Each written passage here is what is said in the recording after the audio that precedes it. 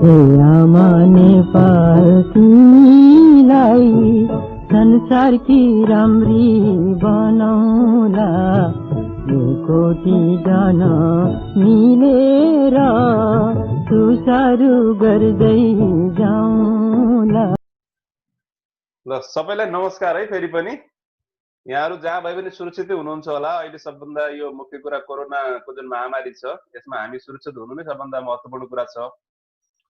त्यही भएर अब हामीले अलिकति यसको ब्याकग्राउन्ड अस्ति पनि मैले भनेको थिएँ। ब्याकग्राउन्ड के हो भने हामीले नेपालको युवाहरू अथवा विश्वभरि रहेको युवाहरूलाई कुनै पनि क्षेत्रको विज्ञसँग जोड्ने हाम्रो योजना हो हैन। त्यही क्रममा हामीले अघिल्लो एउटा कार्यक्रममा होमराज आचार्यजीलाई बोलाएको थियौं।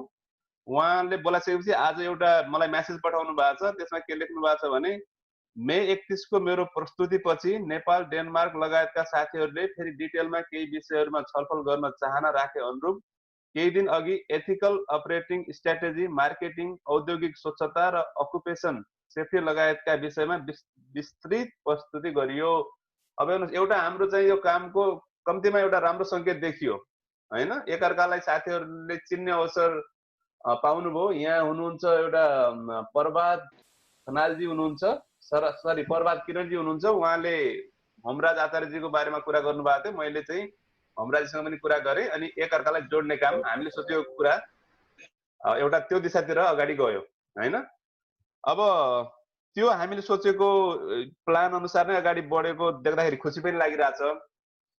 अब ढिलो नगरौँ। यसमा चाहिँ हाम्रो डाक्टर खेमराज भट्टराईजीको सामान्य म परिचय दिन चाहन्छु। उहाँले आफ्नो बारेमा अलिकति अस्ति पनि भन्नुभएको थियो, अझै पनि भन्नु होला।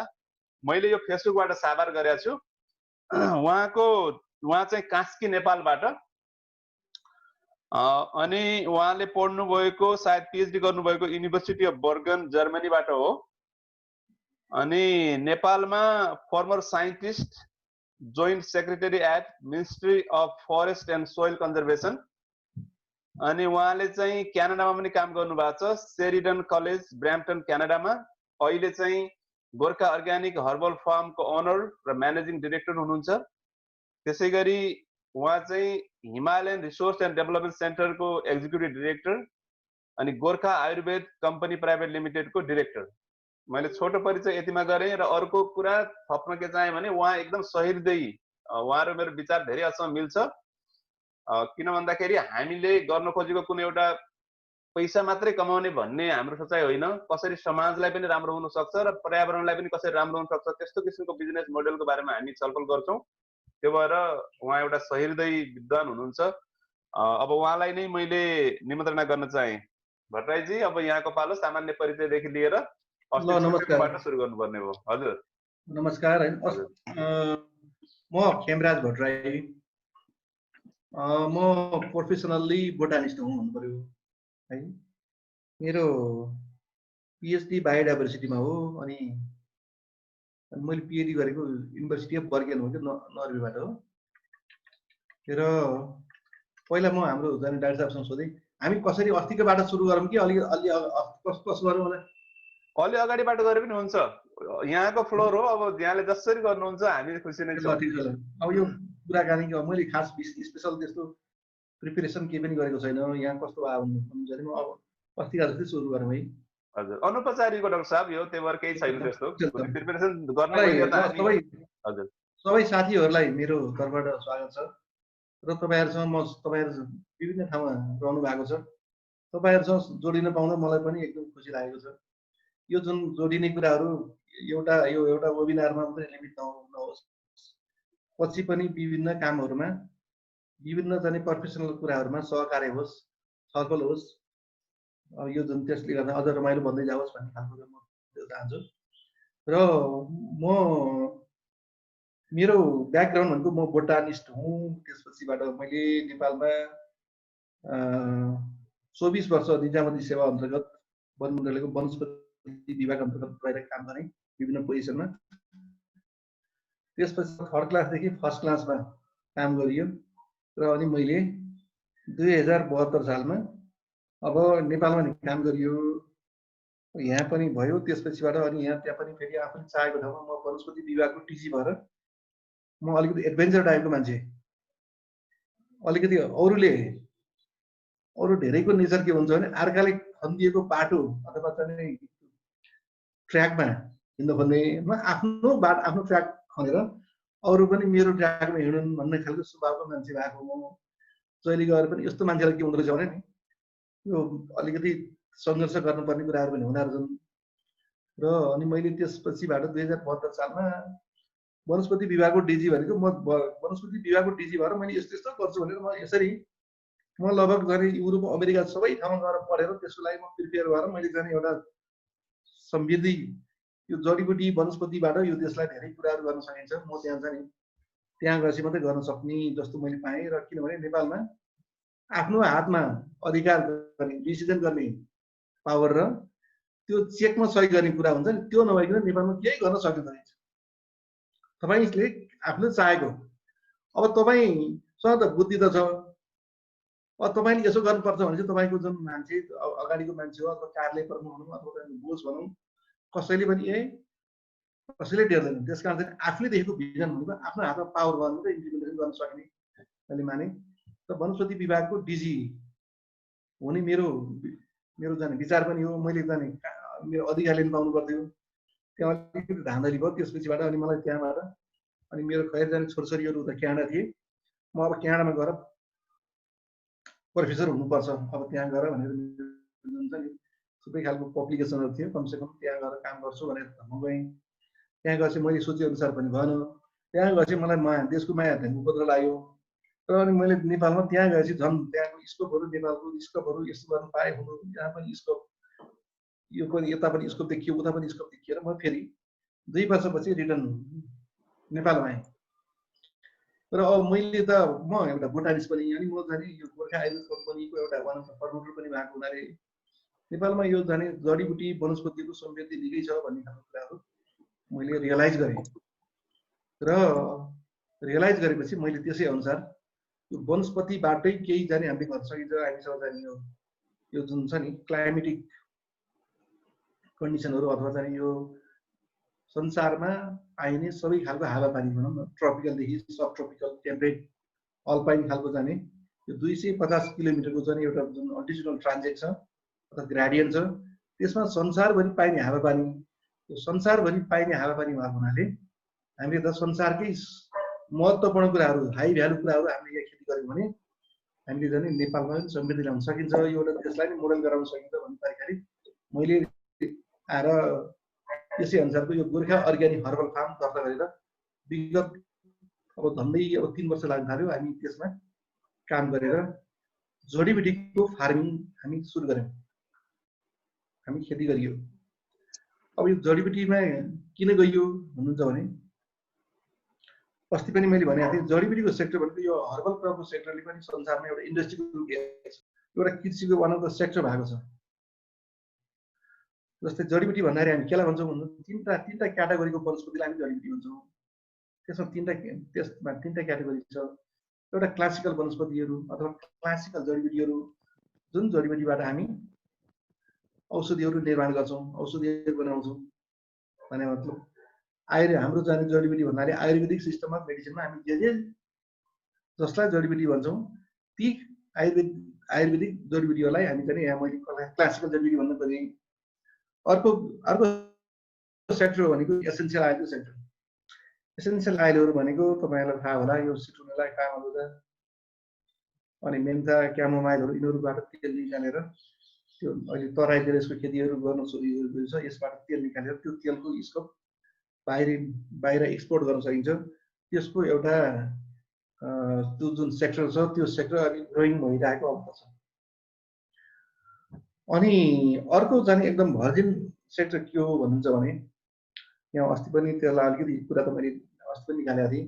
अर्को भनेको यो सुपर फुडका कुराहरू। सुपर फुड हामी केलाई भन्छौँ भन्नुहुन्छ भने जुन वनस्पतिमा अथवा जुन फलफुलमा मानव शरीरलाई चाहिने न्युट्रिएन्टहरू, एन्टिअक्सिडेन्टहरू, मिनरल्सहरू प्रशस्त मात्रामा पाइन्छन्, त्यस्ता खालको जाने वनस्पतिहरूलाई हामी सुपर फुड भन्छौँ। ती सुपर फुडको खेती गरेर अब यसमा विशेष गरेर हाम्रो हिमाली भेगमा हायर अल्टिट्युडमा पाइने जुन जडीबुटीहरू छ नि तीबाट सबैबाट हामीले चाहिँ सुपरफुड बनाउन सकिन्छ। र मैले देखेको कुरा के हो भन्नुहुन्छ भने मैले सुरुदेखिबाट म क्यानाडा पनि गएँ, फर्केर आएँ, यसो हेर्दाखेरि हाम्रो देशमा एउटा सुपरफुड भनेर त्यो सुपरफुड कन्सेप्टै डेभलप भएको रहेछ हैन। अब यो सुपरफुड भनेको मान्छेलाई के छ भने रोग लाग्न नदिने अथवा शरीरमा रोग लाग्नबाट बचाउने खालको जाने यो वनस्पतिहरू हुन्। यहाँ अस्ति पनि थुप्रै साथीहरू केमिस्ट्रीमा पिएचडी गरिसक्नु भएको साथीहरू हुनुहुन्छ र मैले उहाँहरूलाई चाहिँ अलिकति के एउटा चाहिँ बाटो मैले मात्रै देखाउन खोजेँ भन्नुहुन्छ नि। यो सुपरफुडहरू भनेको नेपालको हायर अल्टिट्युडका जुन वनस्पतिहरू छन् तिनीहरूबाट सुपरफुडमा केही काम गरेर अथवा रिसर्च गरेर यी सुपरफुडहरू अनि जुन सुपरफुड खाएर अलि स्वाद पनि राम्रो मिठो पनि हुने, शरीरलाई पनि विभिन्न खालको चाहिँ न्युट्रिएन्टहरू पनि प्राप्त हुने, भिटामिन पनि प्राप्त हुने र एन्टिअक्सिडेन्ट पनि प्राप्त हुने त्यस्तो खालको जाने सुपरफुडहरू हामीले जाने अमेरिका अथवा युरोपमा एक्सपोर्ट गर्न सकिन्छ भन्ने कुरा मलाई लाग्यो। र त्यो सुपरफुडहरूको जस्तै एउटा उदाहरण म लिन चाहन्छु। जस्तै सुपरफुडमा एउटा वान अफ द सुपरफुड अहिले जाने संसारभरि ग्रोइङ भइरहेको एउटा चाहिँ मोरिङ्गा हो। मोरिङ्गा ओलिफेरा, यसको चाहिँ ल्याटिन नाम भनेको मोरिङ्गा ओलिफेरा हो। यसलाई यो वनस्पति नेपाल र भारतको जाने एउटा इन्डिजिनस वनस्पति हो र हाम्रो देशमा त्यसको कुसाटा खाइदो रहेछ। तर कसरी खाइदो रहेछ भन्नुहुन्छ भने अननोइङली यो जाने यसमा यति धेरै न्युट्रिसन छ भन्ने कुरो थाहा नभएको तर तरकारी खाइदो रहेछ। तर त्यो जाने मोरिङ्गा भनेको one of the most nutritious plant in the world moringa रहेछ। र त्यसको चाहिँ तपाईँले मोरिङ्गाको चाहिँ ट्री हेर्नु भने हरेक वर्ष जाने त्यसको चाहिँ त्यो कर्भहरू माथि राइज भइरहेको अवस्था छ। तर भारतै जाने भारत भनेको संसारको सबैभन्दा ठुलो प्रड्युसर हो मोरिङ्गाको। यति हुँदाहुँदै नेपालमा मोरिङ्गा भनेर अहिले अलिअलि मान्छेहरू अलि अर्बन एरियाको मान्छेले मोरिङ्गा खानु पर्दो रहेछ, यो सुपरफुड पनि रहेछ भन्ने खालको कुराहरू अलिअलि जाने मान्छेलाई यो एवेयर भएका छन् मान्छेहरू। तर यसको कुराहरू यसलाई जाने अलिक प्रचार पनि भएको छैन। र यसको जाने अब हामीले हेर्नुपर्ने कुरा के रहेछ हुन्छ भने अब हामी नेपालमा एकदम इम्पोर्टेन्ट छ बजार छ भन्छौँ। त्यो बजार भएको कुरालाई सम्बन्ध के रहेछ भने बाहिर बजार चाहिँ छैन, बाहिर रिकगनाइज छैन भन्ने कुरा भयो। बाहिर रिकगनाइज भएको कुराहरू हामीले एक्सपोर्ट गर्ने बित्तिकै एक्सपोर्ट हुन्छ। अब अरू कुरा जस्तै यो सिस्नुको कुराहरू गरिन्छ, अब यावत कुराहरू छ नि ती कुराहरू हामी त चिन्दछौँ, हाम्रो कल्चरमा ती कुराहरू इस्टाब्लिस छन्। तर इन्टरनेसनल प्र्याक्टिसमा इन्टरनेसनल कल्चरमा ती कुराहरू प्र्याक्टिस छैनन् भने त्यसको बजारहरू त्यसको मार्केटिङ गर्न बडा गाह्रो हुन्छ। र ती प्रडक्टहरू मध्येमा सबैभन्दा नेपालमा मैले पाएको के हो भन्नुहुन्छ भने विशेष गरेर यो मैले एउटा यहाँ जोड्न चाहेँ, यो उद्यमशीलताको कुराहरू धेरै साथीहरूको नेपाल फर्केर के गर्न सकिन्छ भन्ने आफ्नो सोच पनि भइरहेको अवस्थामा त्यसैलाई नै फोकस गरेर म यहाँ यो कुरा गरिरहेको छु। तर यसरी हेर्दाखेरि मैले के पाउँछु भन्नुहुन्छ भने मैले के पाएँ भन्नुहुन्छ भने नेपालमा संसारमा हुने हाई भ्यालु कुराहरू सबै जसो खेती गर्न सकिन्छ। तराईदेखि लिएर कोही तराईमा गर्न सकिन्छ, कोही मिड हिलमा गर्न सकिन्छ, कोही चाहिँ हाई हिलमा गर्न सकिन्छ, कोही चाहिँ इभन हायर माउन्टेन गर्न सकिन्छ। यसको मतलब के हो भने नि हामीले गर्नुपर्ने कुरा के रहेछ भने संसारमा सबैभन्दा चाहिँ महत्त्वपूर्ण कुरा के हो, हाई भ्यालु कुरा के हो, सजिलै खेती गर्न सकिने कुराहरू तपाईँहरू विभिन्न देशमा हुनुहुन्छ त्यहाँ पनि वाच गर्नुहोस्। र त्यसपछिबाट त्यो प्रडक्टलाई हामीले कसरी जाने नेपालमा इन्ट्रोड्युस गराउन सकिन्छ भन्ने खालको कुरा त्यसरी सोध्नुहोस्। जस्तो म एउटा साधारण यहाँ उदाहरण गर्न चाहेँ। गत साल मैले जाने यो बिग मार्ट भन्ने एउटा काठमाडौँमा त्यहाँ गएको अम्बा म एउटा मेरो एक्सपिरियन्स पनि सेयर गर्न मात्रै खोजेँ भने त्यहाँ गएँ म त्यहाँ गएको त्यो अम्बा ठुलो चाहिँ साइजको अम्बा रहेछ, झन्डै 1 केजीको त्यो भयो। अनि त्यसलाई घरमा ल्याएर खाएको साह्रै मिठो रहेछ। अनि यो त अनि मलाई के भएको थियो भने म जे नयाँ देखेँ पनि त्यसलाई ल्याएर अब हामी फार्मिङमा लाग्यो भने चाहिँ त्यो यहाँ इन्ट्रोड्युस गराउनुपर्छ, हामीले फार्मिङ गर्नुपर्छ भन्ने सोचले म काम गरिरहेको छु 2-3 वर्षदेखिबाट। यसरी हेर्दाखेरि अनि भोलिपल्ट म गएँ त्यो कहाँबाट ल्याएको भन्दाखेरि यिनीहरूले भने सिङ्गापुरबाट ल्याएको भने अब त्यो केटीहरू थियो त्यहाँ सेल्समा के हो कुन जात हो कुन भेराइटी हो मलाई त्यसको बारेमा त्यति धेरै जानकारी भएन। अनि त्यसको जाने केही बिउहरू पनि लगेर मैले फार्ममा प्रिन्ट गराएँ, जर्मिनेसन पनि भयो र केही 2-4 बेला मैले जर्मिनेसन गराएर अनि म यसबाट जाने क्यानाडा बसेर मैले लगभग थुप्रै खालको यस्तो रिसर्चहरू गरेपछि त्यो के रहेछ भन्छ त्यो थाई गुआभा भन्ने त्यो त्यसको चाहिँ भेराइटी रहेछ है। थाई गुआभा भेराइटी भनेपछि त्यो रहेछ। अनि मैले त्यो गुआभाको स्टडी गर्दै जाँदाखेरि अनि मैले जाने त्यो थाई गुआभा एउटा भेराइटी भयो, अनि त्यसपछि ताइवान गुआभा भयो, अनि त्यसपछिबाट यस्तै यस्तै कुराहरू मैले सर्च गरेर मलाई अस्ति यो दसैँमा म 1-1.5 महिना क्यानाडा बसेको थिएँ। नेपाल आएपछि मैले त्यो बेर्नाहरू त्यो थाई गुआभा अनि त्यो इलाहाबाद सफेद भन्ने एउटा भेराइटी, अनि त्यसपछि ताइवान गुआभा भनेर मैले त्यो भेराइटी ल्याएर मैले फार्ममा रोपिसकेँ है। मैले यहाँ जोड्न खोजेको कुरा के हो भन्छ भने अहिले संसारभरि कृषिमा ठुलो क्रान्ति भएको छ। राम्रा राम्रा कुराहरू जाने जुन मैले त्यो थाई गुआभा भने त्यो 1 केजी हुन्छ, त्यसको 1 केजी हुन्छ, 1 वर्षभित्र फल्छ, मिठो त्यति धेरै मिठो हुन्छ, त्यसको उत्पादन काठमाडौँमा नै छैन भनेपछि त हामीले सोच्नुपर्ने कुरा के रहेछ भने सबभन्दा पहिला सजिलो कुरा के छ, हाई भ्यालु प्रडक्ट के छ, अनि त्यसपछिबाट सबभन्दा पहिला त मार्केटिङको कुराहरू भए। वास्तवमा त त्यो कुरा प्रडक्ट नेपालमै आएको छैन, मिठो छ, त्यसपछिबाट र त्यो स्वादिष्ट छ भनेपछि त त्यसको डेफिनेटली मार्केटिङ हुन्छ। अनि मैले यही यस्तै खालको कुराहरूलाई मध्यनजर राखेर अब मैले चाहिँ अहिले गोर्खामा ती कुराहरूलाई चाहिँ मैले इन्ट्रोड्युस गराएर अहिले 1 वर्ष भयो त्यो फ्लावरिङ स्टेजमा छन्। पहिलोमा त के फल्ला र धेरै, तर अरू कुराहरू पनि यसदेखि बाहेक अरू कुराहरू जस्तै मैले यहाँलाई अस्ति पनि मेन्सन गरेको थिएँ एउटा साउरसप। साउरसपलाई के एनमा म्युरिकाटा भन्छ है। साउरसप भनेर सोध्नुभयो भने त्यसको चाहिँ 2टा बेनिफिट छ र अनि त्यसको बारेमा मैले 2-4 महिना यसो जाने यो नेटबाट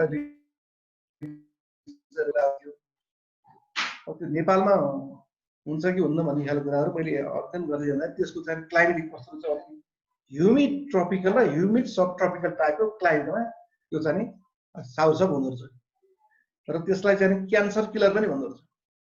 भने मतलब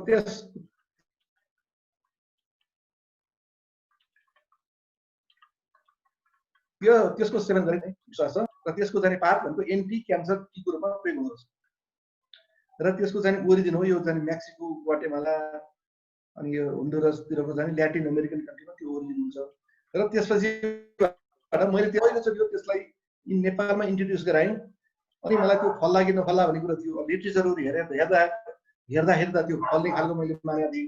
त्यही पनि मलाई जानिन्छ नि आफूले नफलाकिन मलाई शङ्का होला कि नहोला जस्तो लाग्थ्यो। अनि मैले मसँग केही बेर्नाहरू पनि थिए, मसँगको बेर्नाहरू एकजना इटरीमा एकजना त्यहाँको लोकल मान्छेले लगेपछि उनले सारेपछि राम्रो भयो।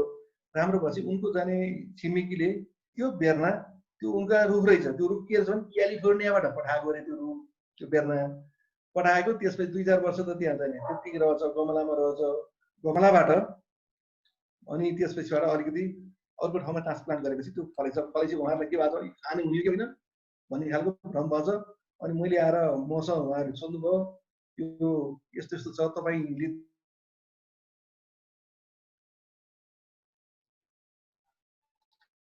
मसँग भने अनि भन्दाखेरि त्यो साउरसप रहेछ।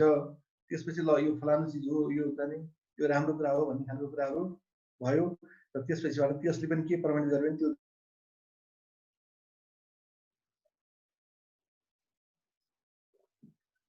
1000 मिटरभन्दा उचाइमा 1000 मिटरसम्मको उचाइमा तराईदेखिबाट त्यो ठाउँमा चाहिँ साउरसप हुन्छ।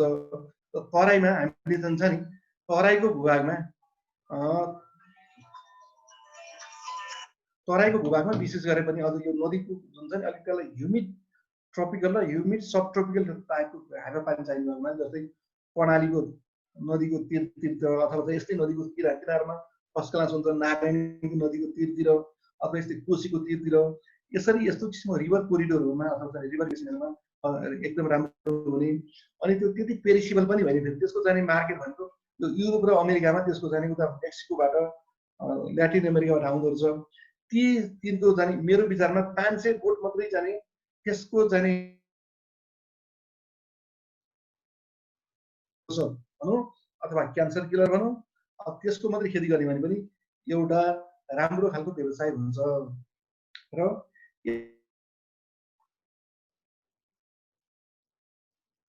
को चाहिँ अन्तर्राष्ट्रिय बजार पनि छ। बजार सजिलै एक्सपोर्ट पनि हुन सक्छन् र हाई भ्यालु पनि छ। त्यस्ता कुराहरूलाई एक्सप्लोर गर्नुपर्छ। जस्तै उदाहरणको लागि जाने म यहाँ फेरि अर्को पनि ल्याउँ। जस्तै अब यो तपाईँहरूले यो आयुर्वेदमा एउटा जडीबुटी छ, के अरे औषधि छ, त्यसलाई हुन्छ अभिपत्तिकर चूर्ण।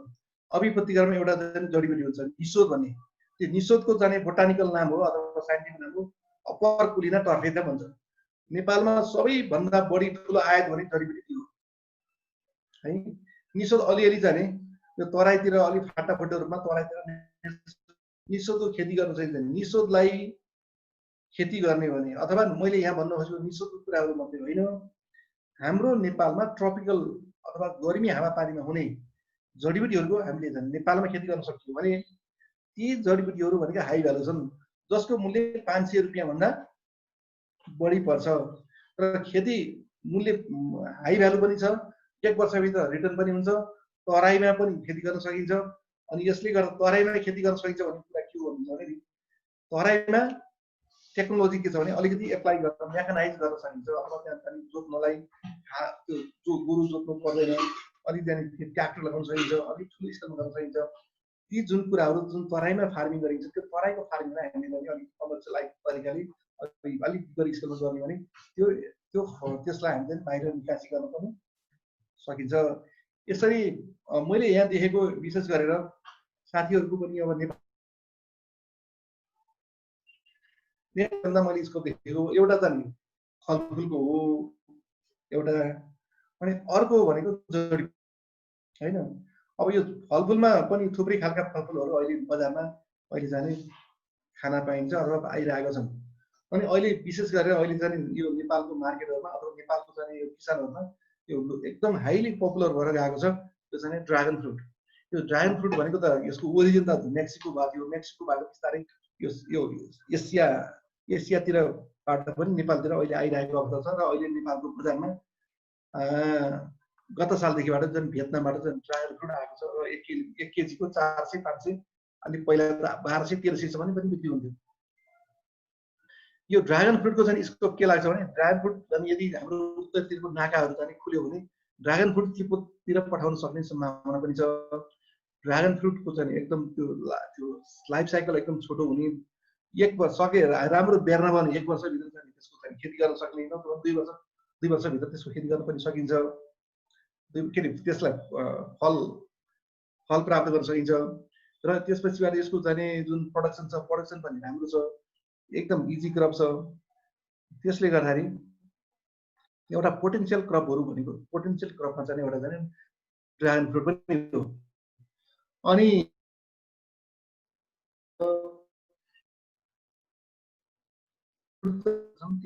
जान्छ त्यसभन्दा माथिको ठाउँमा नेपालमा राम्रो भएको सक्सेस भएको र त्यसको चाहिँ टेस्ट पनि राम्रो भएको अल्टिट्युडमा क्युबी निकै राम्रो हुँदो रहेछ। क्युबीको चाहिँ मार्केट पनि यहाँबाट नेपाली एउटा चाहिँ एन्टरप्रेनरहरूले क्युबीको फार्मिङ गरेर क्युबीको फललाई चाहिँ एउटा मिडल इस्टतिर पठाउन सुरु गरेका छन्। अर्को फार्मिङ भनेको चाहिँ क्युबीको हो। र यहाँ यसरी हेर्दाखेरि मलाई के लाग्छ भने नेपालमा खेती त सबै सुरु गरेका छन्, सानो सानो स्केलमा मात्रै सुरु भएको छ र सानो स्केलमा गरेको कृषि नेपालमा सफल हुनलाई गाह्रो। किनभने नि हामीले गरेको कृषि भनेको हामी जाने यसरी गर उसरी गर भनेर हामी अराउने मान्छे पर्यो, हामी आफै जाने कोदालो लिएर खनेर हामी गरिन्नौँ।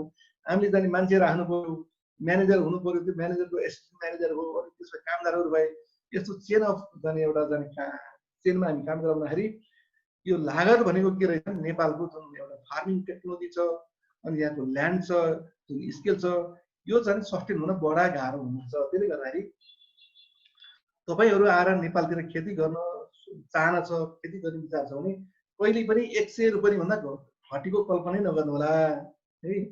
किनभने त्यो स्केल त्यो जुन स्केल छ त्यो स्केलले सस्टेन गर्न सक्दैन। र अनि एउटा यो हो। अनि अरु चाहिँ पोटेन्शियल एउटा जडीबुटीहरुको कुराहरु गरौँ। जडीबुटीहरुमा वास्तवमा थुप्रै खालका जडीबुटीहरु जुन मैले पनि भने जुन ट्रोपिकल र सब ट्रोपिकल टाइपका जडीबुटीहरु सबै भारतबाट आउँछ। उदाहरणको लागि एउटा अमला, एउटा त्यसपछिबाट तुलसी कुरा भयो। इभन अहिलेको कोभिड-19 ले गर्दा गुर्जो पनि मान्छेहरुले एकदम चाहिँ घरै सबै मान्छे गुर्जो खान थालिरहेको अवस्था थियो। एउटा गुर्जोको कुराहरू भए। त्यसपछिबाट अब यो जाने एउटा काउसे सिमी हेर्नुहोस्, काउसे सिमी भनेको एक काइन्ड अफ एफ्रोडाइसिक हो, त्यो सबै इन्डियाबाट आउँछ। तुलसी इन्डियाबाट आउँछ। अब तपाईँलाई लाग्छ यो झन् हामी कहाँ अमला प्रशस्त छ भन्छन्, अमला पनि नेपालको इन्डस्ट्रीलाई चाहिने अमला भनेको 99% भनेको इन्डियाबाट आउँछ। र नेपालको हावापानीमा हुने फिजिबल कुराहरू, नेपालको हावापानीमा हुने फिजिबल कुरा जुन हाई भ्यालु छ, ती कुराको अलिक ठुलो स्केलमा खेती गर्न सकियो भने यो जाने कृषिको मोडेलहरू अथवा जाने यो जडीबुटीको मोडेलहरू सफल हुन सक्ने धेरै सम्भावना छ। र अनि मेरो जाने केही एक्सपिरियन्स सेयर गरौँ। मैले के गरेँ भन्नुहुन्छ भने हामीले जाने यो हर्बल फार्मलाई त के सुरु गर्यो भने one of the most diverse herbal farm in the world बनाउनु सुरु गरियो हेर्नुहोस् है। अनि त्यसरी सुरु गर्दाखेरि सुरुमा हामीले जग्गा किन्यौँ, जग्गा किनेर इन्फ्रास्ट्रक्चर बनायो, गर्दा गर्दा पैसा सिद्धियो र हाम्रो जाने एउटा हर्बल फार्म हामीले इस्टाब्लिस गरिसक्यौँ है। अनि विभिन्न अल्टिट्युडनल ग्राडियन्टमा हर्बल फार्म गराउने भनेको हामीसँग पैसा सिद्धियो। त्यसपछि फेरि टिम पनि एउटाले मात्रै गर्न सक्ने कुरा भएन। त्यसरी हामीले जाने अनि यसरी गर्दाखेरि चाहिँ के भयो भन्नुहुन्छ भने गोर्खामा 700 मिटरमा एउटा हर्बल फार्म सुरु गरियो। त्यहाँ 700 मिटरमा हामीसँग 60-70 जडीबुटी मध्येमा पनि सबैभन्दा बढी हामीसँग करिब 100 रुपैयाँ पनि जति हामी किनेर सुरु गरियो। अनि अहिले हामीसँग 300 रुपैयाँ पनि हामी लिजमा ल्याएको छौँ। यसरी हामीसँग 300-400 रुपैयाँमा हाम्रो जाने फार्मिङ छ। त्यो फार्मिङमा हामीले जाने कोही हर्बहरू छन्, कोही झाडी वर्गका वनस्पतिहरू छन्, कोही रुख वर्गका वनस्पतिहरू छन्। अब एउटा कुरा के रहेछ भन्नुहुन्छ भने यो जडीबुटीको सेक्टरमा कामहरू गर्दाखेरि तुरन्त रोप्ने बित्तिकै भोलि अथवा ट्रेडमा जस्तो तुरन्त रिटर्न नहुने, अलिकति केही समय धैर्य गर्नुपर्ने कुराहरू, अनि त्यो धैर्य गर्दा तुरन्त रिटर्न नभएपछि लगानीको कुराहरू हुन्छन्। यी विभिन्न खालका चाहिँ कठिनाइहरू छन्। र अनि अर्को कुरा के भन्नुहुन्छ भने नेपालमा आएर हेर्दाखेरि अगाडि पनि मैले भने अब युरोपमा अमेरिकामा जस्तो कसैले जाने फार्मिङ गर्न चाहन्छन्, त्यहाँ गभर्मेन्टले लोन दिन्छ, विभिन्न सब्सिडीहरू छन्, त्यो खालको अवस्था यहाँ छैन। अब जडीबुटीमा त अब कृषिमा त अलिअलि तपाईँले सब्सिडीको कुरा पनि सुन्नुभएको होला, गभर्मेन्टले दियो पनि भन्ने खालको कुराहरू भन्न आइरहेको छ। युज भए पनि मिसयुज भए पनि, तर जडीबुटीमा त्यस्तो अवस्था छैन। जडीबुटीलाई त के छ भने नेपालको नीति तथा कार्यक्रमले कृषि उपजै मान्दैन। जडीबुटी खेती गर्नलाई अहिलेसम्म जडीबुटीको खेती गर्ने कृषकहरूलाई अहिलेसम्म नेपालको नीति तथा कार्यक्रमले कृषि उपजै मान्दैन। कृषि उपज नमानेपछि के हुन्छ भने सबै लगानी आफैले गर्नुपर्ने हुन्छ। सरकारबाट त्यस्तो खालको चाहिँ डोनेसनहरू, त्यस्तो सब्सिडीहरू छैन। इभन ब्याङ्कले पनि के हुन्छ भने त्यो कृषि उपज नमानिकन त्यो बिमा पनि हुँदैन। त्यसले गर्दा यो अलिकति कठिनाइका कुराहरू छन्। कठिनाइको पनि कुराहरूको पनि बावजुद पनि के छ भने जस्तो चाहिँ त्यो के भन्छ कमल हिलोमा फुल्छ भने जस्तै यहाँ गर्न सक्ने भने र अलिकति चाहिँ टिम मिलाएर गर्न सक्ने भने स्कोप छ। तर स्कोप भनेको अब यो जाने त्यति सहिलै होइन। मान्छेको एउटा कुनै पनि एउटा कुराहरूलाई गर्दाखेरि तराईमा छ भने 20-30 बिघा जग्गा, पहाडमा छ भने 100-200 रुपियाँ जग्गाको यो खालको जाने साइज। र त्यसपछिबाट अनि हाई भ्यालु कुराहरू, अब हाई भ्यालु कुराहरूको अलिकति सिलेक्सन गरेर गर्न सकियो भने स्कोप छ। जस्तै अस्ति मैले पनि एउटा उदाहरण पेश गर्न चाहन्छु। यहाँ एकजना साथीले अहिले तराईमा चाहिँ स्याउ फलाइरहेको छन्। मैले स्याउको स्वाद कस्तो छ भनेर सोधेँ। स्याउको स्वाद एकदम मिठो छ पनि भन्नु हो भने क्यालिफोर्निया त अलिक गर्मी हावापानी, त्यहाँको स्याउ यहाँ मैले 1-2 जना एक्सपोर्ट पनि भेटाएको थिएँ। त्यहाँको स्याउ नेपाल ल्याएर खेती गर्न सकिन्छ। किनभने त्यो त्यहाँ गर्मीमा स्याउ फलेको छ भने त्यहाँको स्याउ ठ्याक्कै तराईमा हुन्छ भन्ने खालको कुराहरू मैले सुनेको थिएँ। र त्यो जाने एकजना साथीले एकजना रूपन्देहीमा मणिग्राममा त्यहाँ स्याउ फलाए। त्यो भेराइटी उनले ल्याएको थियो, इन्डियाबाट हो। यसरी मैले यहाँ जोड्न खोजेको कुरा के त भन्दा अहिले संसारमा जुन ठाउँमा जे चाहियो त्यही फलाउन सक्ने भेराइटीहरू डेभलप भएको छ। यसरी सही पहिचान गर्न सकियो र ठुलै स्केलमा गर्न सकियो भने नेपालमा कृषिमा स्कोप छ। र यहाँ अर्को अब जाने अलिकति जाने म समस्याहरू के रहेछ कृषिको भन्ने कुरा पनि म सेयर गर्न चाहन्छु। नेपालमा कृषि जुन छ नि, अब सरकारले त्यसलाई चाह्यो भने त त्यसलाई कन्ट्रोल गर्ने कुरा हो। अहिले होला त्यो भारतमा छ नि,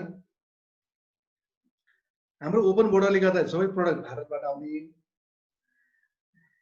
अब त्यहाँको लागत र हाम्रो नेपालको लागतहरू भनेको नेपालको लागत एकदम महँगो पर्ने, एउटा किन महँगो पर्यो भन्छ, एउटा टेक्नोलोजीको कारणले महँगो पर्यो।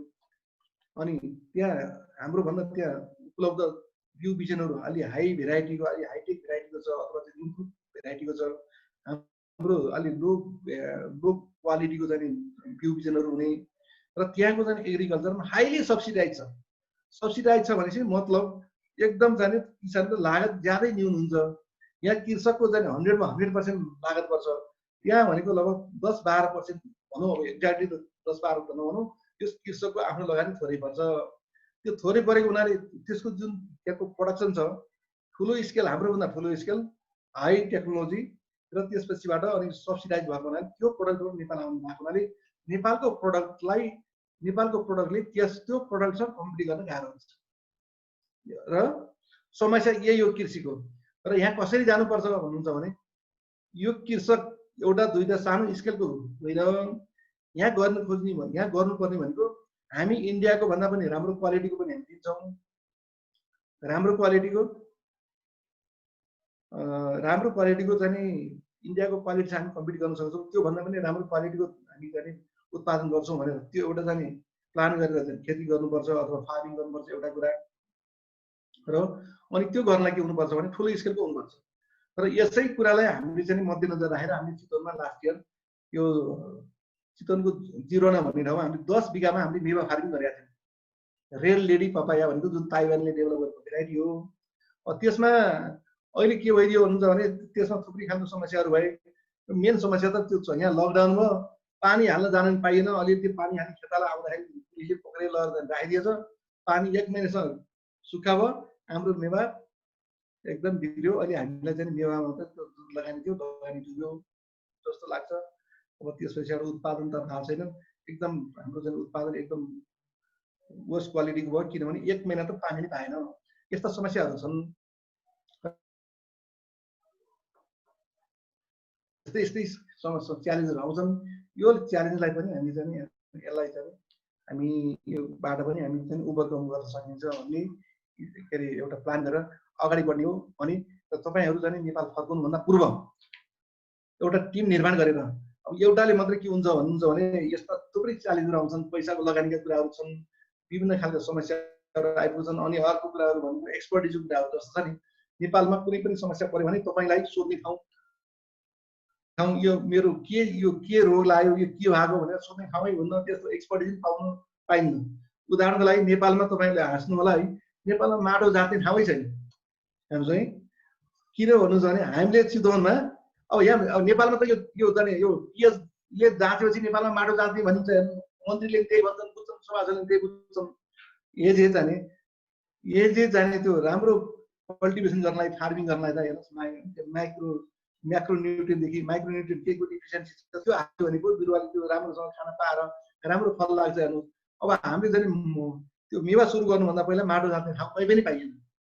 सुरु गरियो, पछि के आयो, जिङ्कको डिफिसियन्सी भयो, बोरोनको डिफिसियन्सी भयो, क्याल्सियमको डिफिसियन्सी भयो। हेर्नुहोस् है, त्यो त्यतिखेर माटो जाँच्ने ल्याब भएको भए, माटो जाँच्न पाएको भए त्यो खालको डिफिसियन्सी हुन्थेन। त्यस कारण चाहिँ अपर्च्युनिटी पनि नेपालमा नभएको होइन, किनभने यहाँ कसैले गरेकै छैन। अब म 2 वर्ष, झन्डै 2 वर्षभन्दा अलिक बढी भयो नेपाल फर्केर अलिअलि काम सुरु गरेको। हेर्नुहोस्, हामी के भन्छ नेपालमा सबैलाई थुप्रै स्केलमा काम गर्ने भनेर एकदम जानिन्छ, पत्र पत्रिका लेखेर एकदम व्यापक छ भने मतलब हेर्नुहोस्, हामी वास्तवमा धेरै पहिलाबाट कृषि गरिएको होइन, अलिअलि सानो स्केलमा गर्दा पनि के हुन्छ, ठुलो स्केलमा गरेको जस्तो हामीलाई चाहिँ मिडियाहरूले पत्याउँछन्। भनेपछि यहाँ के भएको छ भने नेपालमा प्रोपागन्डा बढी छ। 2टा जाने बोर्ड रोप्यो भने मैले उसले फोटो खिच्दा त्यसो भन्छ, भयङ्कर गरे भन्छ है। तर त्यो जुन स्केल हो नि, त्यसले न एकजनाको सस्टेन पनि गर्दैन, न एकजना त्यसपछि एकजनाको स्यालेरी खान पनि उत्पादन हुँदैन। त्यो समस्या रहेछ। अनि मैले अनुभव गरेको कुरा के भन्नुहुन्छ भने हाम्रो गोर्खाको फार्ममा त्यहाँका ती लोकल मान्छेहरू चाहिँ काम गर्छन् है। त्यहाँ मैले उदाहरण दिन्छु, एउटा उदाहरण मात्रै दिएँ मैले आफूले अनुभव गरेको। त्यहाँ हामी अदुवा बेसार पनि छ त्यहाँ। अब 200-300 अदुवा गर्दा ठुलो ढङ्गुर हुन्छ, रास हुन्छ, उनीहरूलाई ओहो भन्छन्। हेर्नुहोस् है, धेरै नै उत्पादन गरे जस्तो लाग्छ। तर बिक्री गर्दाखेरि त 200 बिक्री गर्दा पनि त्यही 20-25 हजार, 200 केजी बिक्री गर्दा पनि 200 त्यही 20,000 25,000 आम्दानी हुने हो अनि 20,000 25,000 त एकजनाको स्यालेरी भन्दा हुँदैन। यहाँ छ के कुरो हेर्नुहोस्, हेर्दाखेरि डङ्गुर छ। हाम्रो किसानको के रहेछ भने नि सबै मान्छेहरूले ओहो कति धेरै गरेको भन्छ, 200 केजी छ, 200 केजीलाई थुपार्यो भने धेरै डङ्गुर हुन्छ, त्यसलाई बिक्री गर्दाखेरि एकजनाको स्यालेरी पनि आउँदैन। यहाँ हो बल्ल इकोनोमी भन्ने। मान्छेले के छ भने ए धेरै खेती गरिरहेछ भन्छन् है। तर त्यो हाम्रो जुन इकोनोमी, हाम्रो जुन स्केल छ नि, त्यो स्केल सस्टेनै गर्दैन। अनि अर्को समस्या के रहेछ भने नेपालमा यो जुन हाम्रो जाने जग्गाको हदबन्दी छ, त्यो जग्गाको हदबन्दीले कुनै पनि कुरालाई, यो कृषि उद्योगलाई अहिलेसम्म जाने ढोका लाएर पुरा जाने एउटा ढोका लाएर जाने कुट्नी भन्छन् नि, त्यो ढोका बन्द गरेर कुट्नी भनेको हाम्रो के हो जाने नेपालको जाने यो भूमि सम्बन्धी नीति हो। भूमि सम्बन्धी नीतिले के गर्छ भन्नुहुन्छ भने पहाडमा 75 रोपनी, तराईमा 10 बिघा भनेको त्यो हदबन्दी छ। तपाईँहरूलाई पनि यो कुरा थाहा होला। भने मतलब पहाडमा 75 रोपनी जग्गाले एउटा त्यो एउटा फार्म अथवा जाने व्यवसायिक फार्म सस्टेन गर्दैन। एउटा फार्म भएपछि के हुन्छ, साधारणतया फार्मलाई ट्र्याक्टर हुने भयो, ट्र्याक्टरलाई जोत्नु पर्यो, एकजना मान्छे हुने भयो, म्यानेजर हुने भयो, अनि कामदारहरू हुने भएपछि 10-15 जना त मान्छे त त्यहाँ जाने एउटा फार्म सञ्चालन गर्नलाई त्यहाँ मान्छे चाहिन्छ, जनशक्ति चाहिन्छ। त्यो भनेको 75 रोपनी होइन, त्यहाँ 500-600 रोपनी जग्गा चाहिन्छ फार्म सस्टेन गर्नलाई। हाम्रो नेपालको कानुनले के गर्छ भन्नुहुन्छ भने हाम्रो नेपालको कानुनले 75 रोपनी जग्गा भन्दा राख्न दिँदैन। सबभन्दा मेजर जाने डिमेरिट अथवा सबभन्दा जाने ठुलो समस्याको त्यहाँ छ। एउटा त्यो भयो। अनि अरूको समस्याहरू भन्नुहुन्छ भने यहाँ के रहेछ भन्नुहुन्छ भने नेपालमा राम्रो जातको राम्रो भेराइटीको बिउ बिजन बिक्री गर्ने कुनै एजेन्सी नै रहेछन्। अब यो बाहिरको जुन राम्रा भेराइटीका इन्टरनेसनल कम्पनीहरू हुन्, तिनको जुन एजेन्सीहरू जस्तो तिनले जसले जाने सिड बिक्री गर्छ, ती एजेन्टहरू नेपालमा हुँदा रहेछन्। इन्डियामा तिनको इन्डियामा हुँदो रहेछ, नेपालमा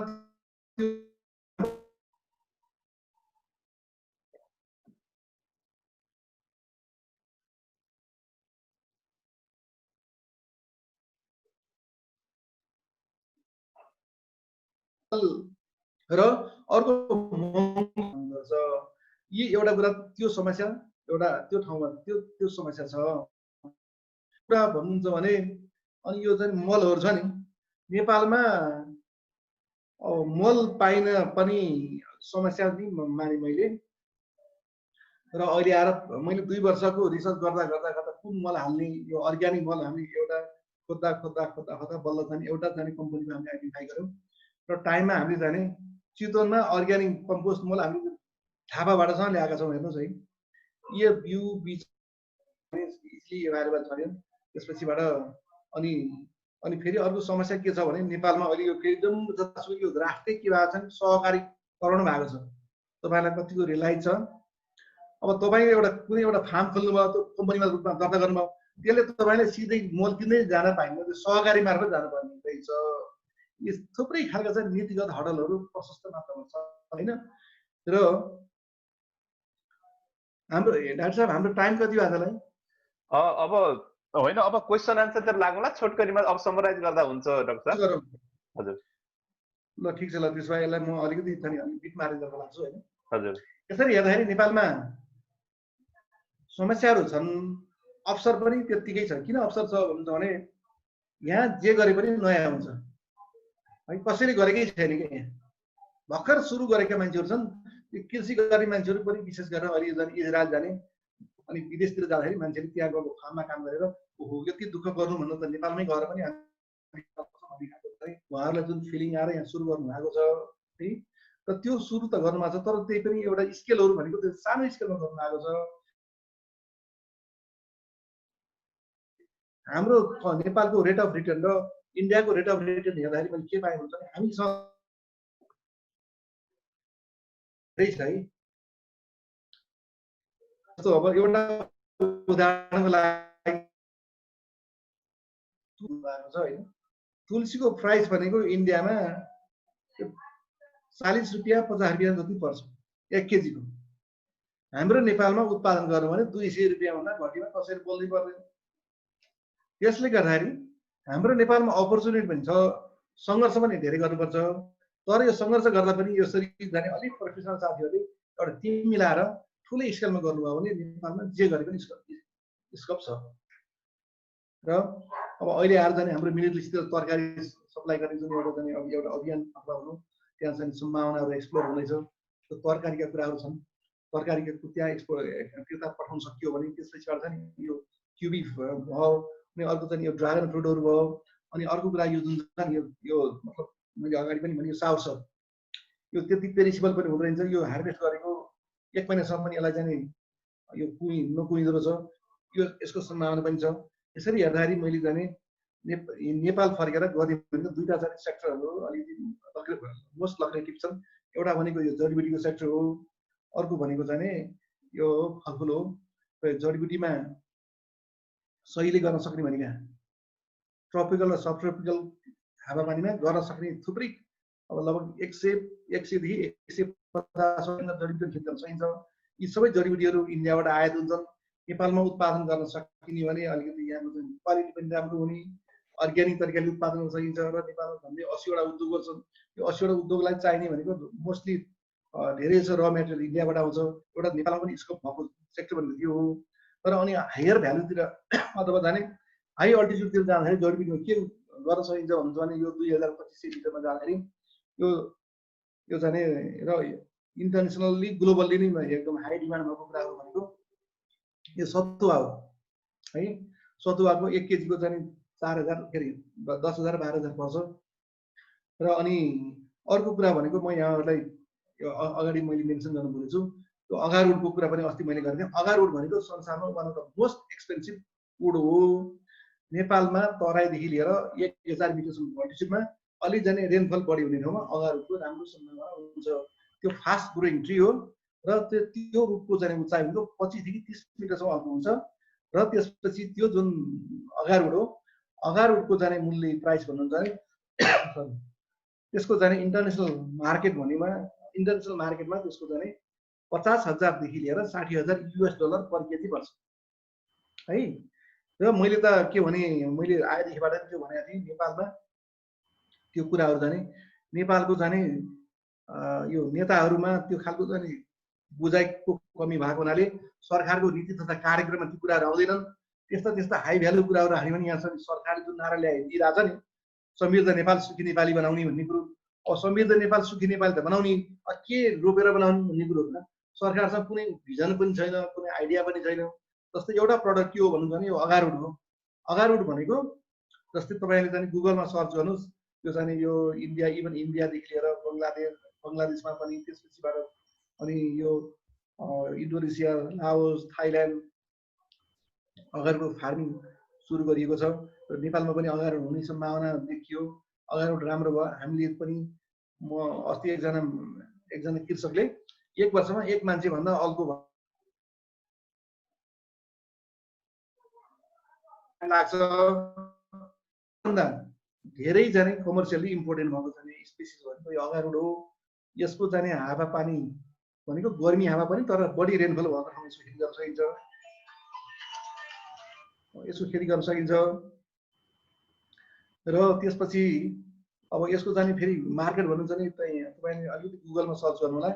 ग्लोबल्ली मार्केट छ, संसारभरि इस्टाब्लिस प्रडक्ट हो यो। अगारउडको खेती गर्ने हो भने मान्छे नेपाल त्यसै धनी हुन्छ। किनभने नि त्यो त इक्वालेन्टको सुन जस्तो छ। घर घरै सुन फलाउन सक्यो भने त मान्छे त्यसै धनी भइहाल्छ नि त। त्यसले गर्दाखेरि यो नेपाललाई समृद्ध बनाउन सक्ने हो। जस्तो चाहिँ साथीहरू यहाँ तपाईँहरू नेपाल फर्क अभियानमा हुनुहुन्छ, नेपाल फर्केर के गर्ने भन्दाखेरि के लगाउने भन्दाखेरि हाम्रो जाने बारीमा के छ, चिलाउनेको रुख छ, त्यसको रुख छ हेर्नुहोस्। अब पहिला त के हुन्थ्यो भने दाउराको प्रचलन थियो, दाउरा बिक्री हुन्थ्यो। दाउराको लागि पनि त त्यो काठ भएपछि त केही न केही बिक्री हुन्थ्यो। अहिले हेर्नुहोस् नेपालमा ग्यास गाउँघरमा पिया छ, बिजुली पिया छ, काठै बिक्री हुँदैन। हेर्नुहोस् है, त्यो चिलाउने त्यस्तो चाहिँ दाउराको लागि चाहिँ काठ बिक्री नै हुँदो रहेछ। त्यस कारण चाहिँ चिलाउने जस्ता नन प्रोडक्टिभ रुखहरूलाई काट्ने, चिलाउनेलाई काट्ने, अगारउड लगाउने, मैले यस्ता खालका कुराहरू पनि ठाउँ भनेको छु। तर के हुँदो रहेछ भने नि हामी जस्ता अलिकति जाने अलिकति बोलेर मात्रै हुँदो रहेछ यहाँ जुन छ नि त्यो भिजन भएको मान्छेहरू भनेको यो कृषि मन्त्री र वन मन्त्रीहरूले यो कुरालाई रियलाइज गर्ने नीति तथा कार्यक्रममा राख्ने पनि देशलाई समृद्धि बनाउन सक्ने सम्भावनाहरू छन् होइन। र यसरी हेर्दाखेरि अब म अलिकति समराइज गरौँ र मैले अगाडि पनि म फेरि यो दोहोऱ्याउन चाहन्छु। नेपाल फर्कन चाहने साथीहरू एउटा ठुलो स्केलमा मलाई दुईटा यहाँ साथीहरू सोधिरहनु भएको छ। एउटा त चाहिँ त्यो ड्रम स्टिक होइन मोरिङ्गा भनेको भन्नुभयो, त्यो ड्रम स्टिक हो मोरिङ्गा भनेको। मोरिङ्गा त्यसको जाने वैज्ञानिक नाम हो मोरिङ्गा ओलिफेरा, र हामी कहाँ त्यसलाई अङ्ग्रेजी नाम ड्रम स्टिक भन्छ, नेपालमा शीतल चिनी पनि भन्छ, अनि सैजन पनि भन्छ। त्यो भनेको दुधभन्दा 14 गुणा त्यसमा बढी क्याल्सियम छ। र हामी चाहिँ यो अब कोभिड-19ले गर्दाखेरि हामी भन्छौँ, अहिले भनिरहेका छन् घर घरमा तातो पानी खाने, तातो पानीमा चाहिँ कागती राख्ने पिउने भनिन्छ। त्यो कागती र सुन्तला जसमा चाहिँ भिटामिन सी प्रशस्त पाइन्छ, त्यसमा यो मोरिङ्गामा 9 गुणा बढी त्यसमा भिटामिन सी बढी पाइन्छ है। र अनि अर्को बेनिफिट यसको के भन्नुहुन्छ भने आइरन भनेको प्रशस्त पाइन्छ। आइरन सबैभन्दा बढी पाइने भनेको पालुङ हो। पालुङमा भन्दा पनि 9-10 गुणै बढी चाहिँ यसमा आइरन बढी पाइन्छ। यसरी 68 वटा एन्टिअक्सिडेन्टहरू छन्। र मलाई लाग्छ मैले यो तपाईँलाई यो अहिले जुन छ नि एउटा आफ्नो व्यवहारिक मैले ज्ञान सेयर गरिहालौँ। तपाईँलाई रुगा लाग्छ र रुगा लाग्छ भने अथवा रुगा लागेको छ, घाँटी खसखस भएको छ, अनि अब मलाई पनि कतासम्म यो पाउडरमा 1 चम्चा बेसा राखेर उमालेर खानुहोस्। तपाईँलाई रुगाले त छुँदै छुँदैन। यो म आफैले गरेको कुरा हो। अनि मैले यो धेरै साथीहरूलाई सेयर गरेँ। अनि कति मान्छेलाई कोरोना लागेको साथीहरूलाई फोन लगाएँ, कोरोना त लाग्यो तर कुनै लक्षण नदेखियो, त्यति सन्चो भयो भनेपछि अब यसको त्यति धेरै प्रचार प्रसार आएको छैन, धेरै मान्छेले यसको बारेमा त भने छैनन्। तर यो चाहिँ मोरिङ्गा भनेको यति न्युट्रिसियस छ। अहिलेको विशेष अहिलेको अवस्थामा त यो वास्तवमा यसको अब बिक्री र अर्को मार्केटिङ भन्दा पनि आफैले पनि सेवन गरियो भने यसबाट प्रशस्त फाइदा छ। र त्यसपछिबाट अहिलेको जुन एउटा जुन यो क्राइसिस छ, यो क्राइसिसमा हामीले जाने यो मोरिङ्गाको पानी उमालेर त्यसमा बेसा राखेर खाने भने मेरो विचारमा कोरोना लागे पनि त्यसको लक्षण देखान पर्दैन, रिकभर हुन सकिन्छ। र मैले जाने मेरो आफ्नै साथीभाइलाई पनि मैले लगभग विभिन्न ठाउँमा जुन कोरोनाबाट पोजिटिभ थिए ती साथीहरूलाई त्यही सल्लाह दिएँ, उनीहरू त्यसैबाट रिकभर भए। र यो मोरिङ्गा भनेको फेरि कस्तो छ भने संसारभरि नै यसको चाहिँ मार्केट संसारभरि नै इस्टाब्लिस भएको हुनाले मोरिङ्गाको खेती गरेर ठुलै स्केलमा खेती गर्ने, यसको पाउडर एक्सपोर्ट गर्ने गर्ने ध्यान के अरे मतलब चाहिँ त्यो तरिकाले जान सकिन्छ। यसरी गर्दाखेरि अब यो भन्दा पनि तपाईँहरू मैले झन्डै 1 घन्टा जति लिन सकेँ। तपाईँहरूको चाहिँ केही त्यस्तो जिज्ञासा चाहिँ सोधौँ, 5 मिनट जतिलाई इन्ट्रेक्सन गरौँ, अनि त्यसपछि लाग्छ नि अनि यसलाई चाहिँ बन्द गरौँ न। हुन्छ ल, धेरै धन्यवाद डाक्टर साहब। यो धेरै कुराहरू आफ्नो एउटा अनुभवको आधारमा पनि सेयर गरिदिनु भयो, किनभने एउटा पढेर जान्नुभन्दा पढेर जान्नु महत्त्वपूर्ण मानिन्छ। यहाँलाई धेरै धेरै धन्यवाद। अब अरू कतिपय साथीहरूलाई लाग्यो होला अघि डाक्टर साहबले भन्नुभएको कुन फ्रुट हो भन्ने कुरा, सायद यो हो जस्तो लाग्छ मलाई। डाक्टर साहब हेर्नुहोस् त एकचोटि, यो सावर यो चाहिँ हेर्नु साथीहरू एकचोटि है, यो हेर्नु होला। यो यहाँहरूले गुगल गरेर हेर्न पनि सक्नुहुन्छ। यो नेपालको लागि एकदम सम्भावित फ्रुट हो। मैले पनि यस बारेमा केही अध्ययन गरेको छु। हजुर हो, त्यही हो त्यो चाहिँ खाना नि मिठो जति हो। त्यसको दुईटा पार्ट काम लाग्छ, पातबाट चिया बन्छ। जुन मैले साथीहरूलाई जुन मैले अनुभव सेयर गर्न खोजेको छु, मैले अनुभव गरेका कुराहरू मैले सेयर गरेर जानेका कुराहरू भने के हो भने मैले 2 वर्ष यो जुन अहिले यो फार्मिङ गर्न सुरु गरेँ नि, मैले जहिले पनि के भन्छु भने मैले पढेर जानेको कुराहरू लिने कि मैले चाहिँ रियल्ली अनुभव गरेको कुराहरू मात्रै म सेयर गर्छु भन्छु। यी कुराहरू भनेको मैले जाने यो 2-3 वर्षको बिचमा जानेको रियलाइज भएको कुराहरू, त्यसपछिबाट छ नि तिनी कुराहरूलाई मात्रै सेयर गरेको छु। र जाने हाम्रो डाक्टर साहबले देखाउनुभयो त्यही हो। त्यो जाने इस्टाब्लिस फ्रुट हो त्यो। नेपालमा राम्रोसँग जाने त्यसको खेती हुन सक्दो रहेछ। हजुर, धेरै धन्यवाद डाक्टर साहब। यो अब अरू साथीहरूलाई मैले एकैछिनमा चाहिँ क्वेसन सोध्न लागि भन्छु होइन।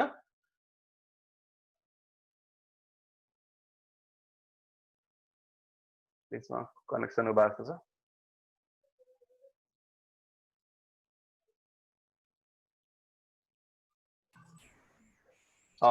बीचमा अलिकति कनेक्सन हो। अब एकैछिनमा अरू साथीहरूलाई म क्वेसन सोध्नको लागि भन्छु, तर एउटा सानो कुरा गरिहालौँ। यो डाक्टर साहबले आज जुन कुरा भन्नुभएको छ त्यो अस्ति पनि मैले एउटा कुरा राखेको थिएँ। नेपालमा एउटा डुटेरा भन्ने एउटा अर्गनाइजेसन छ के, अमेरिकन कम्पनी हो त्यो होइन। तिनीहरूले चाहिँ विन्टर ग्रिन भन्ने एउटा प्लान्ट छ, त्यसबाट चाहिँ इसेन्सियल ओइल निकाल्छन्। अघि रमसाले भन्नुभयो नि, त्यो त्यतातिर जोडिन्छ। त्यस्तो थुप्रैले गरे पनि छन्। अनि अर्को चाहिँ मैले यहाँ घरमै, मेरो घर वरिपरि पनि लगाएको छु, स्याउहरू दुनियाँ लगाएको छु। त्यसमध्ये एउटा फिग भन्ने प्लान्ट छ, हेर्नुहोस्। अब त्यो फिगबाट हाम्रो खन्यु जस्तो हुन्छ त्यसको चाहिँ फ्रुट। अनि त्यो बजारमा किन्दाखेरि एउटा सानो यत्रो प्याकेटको मैले किन्दाखेरि $12-13 किन्छु, हेर्नुहोस् है। त्यो नेपालमा नहुने भने ठाउँ छैन। गर्मीभन्दा गर्मी ठाउँमा पनि हुन्छ, जाडोभन्दा जाडो ठाउँमा पनि हुन्छ, हेर्नुहोस्। अब यहाँ त म बस्ने ठाउँमा जाडो हुन्छ, हिउँ पर्छ, तर यहाँ मजाले हुन्छ। अब मेरो चाहिँ बच्चा बच्चीहरू हामी सबैले के अरे हामीलाई चाहिँ एउटा फलफुल खानको लागि त्यसले गर्छ। हामी बिक्री त हामीले गर्ने स्थिति छैन। मैले भन्न खोजेको नेपालमा त्यो पनि एउटा सम्भावना हुन्छ। अब ठिकै छ, मेरो कुराहरू त थुप्रै छन्, म त्यतातिर जान्न, अरू साथीहरूलाई मौका दिनु पर्यो। यहाँ चाहिँ अहिले चाहिँ प्रभात किरणजीले आफ्नो केही कुराहरू सेयर गर्न चाहनुहुन्छ। उहाँले अस्तिको पनि एउटा मैले अघि जुन कुरा गरेँ, होमराज आचार्यजीसँगको कुरा पनि जोड्नु चाहनुहुन्छ उहाँले। त्यही भएर प्रभात किरणजी, यहाँलाई नै मैले बोलाएँ।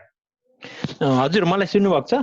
हजुर, सबैजनालाई नमस्कार। म अस्तिको बारेमा धेरै कुरा गर्न चाहन्न। सबैभन्दा यो नेपाल उद्यमशील केन्द्रलाई यहाँहरूलाई पाएको हेर्नुभयो। हामी कहाँ चुक्यौँ, कहाँ त्यसरी सावधानी अपनाउनु पर्थ्यो होला भन्ने कुराहरू पनि अब हामीले एकदम साथीहरू खुसी हुनुभयो।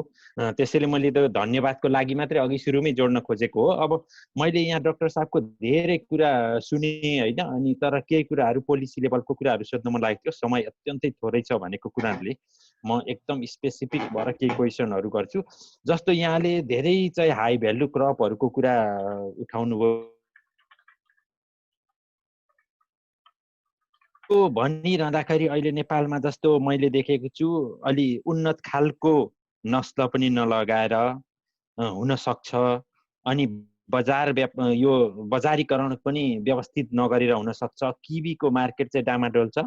मेरो घर ताप्लेजुङ हो, अलिकति यहाँलाई जोड्न चाहिहाल्ने। जस्तो इलामतिर चाहिँ त्यो बाहिर नै अहिले त्यो नबिक्ने अवस्थामा पुगिसकेको छ किवी। ताप्लेजुङतिर पनि बहुतै छ, 5 थरतिर, तेह्रथुमतिर होइन। अब त्यो के हो भनाइको मतलब मैले जोड्न खोजेको चाहिँ बजारीकरण चाहिँ प्रमुख चुनौती छ। अझ हजुरले चाहिँ अन्तर्राष्ट्रिय बजारको सम्भावनाहरू पनि देखाइदिनु भयो। कुनै फ्रुटहरूमा अन्तर्राष्ट्रिय बजार भनिरहँदाखेरि अन्तर्राष्ट्रमा पठाउनको लागि क्वारेन्टाइनको झमेला कतिको छ।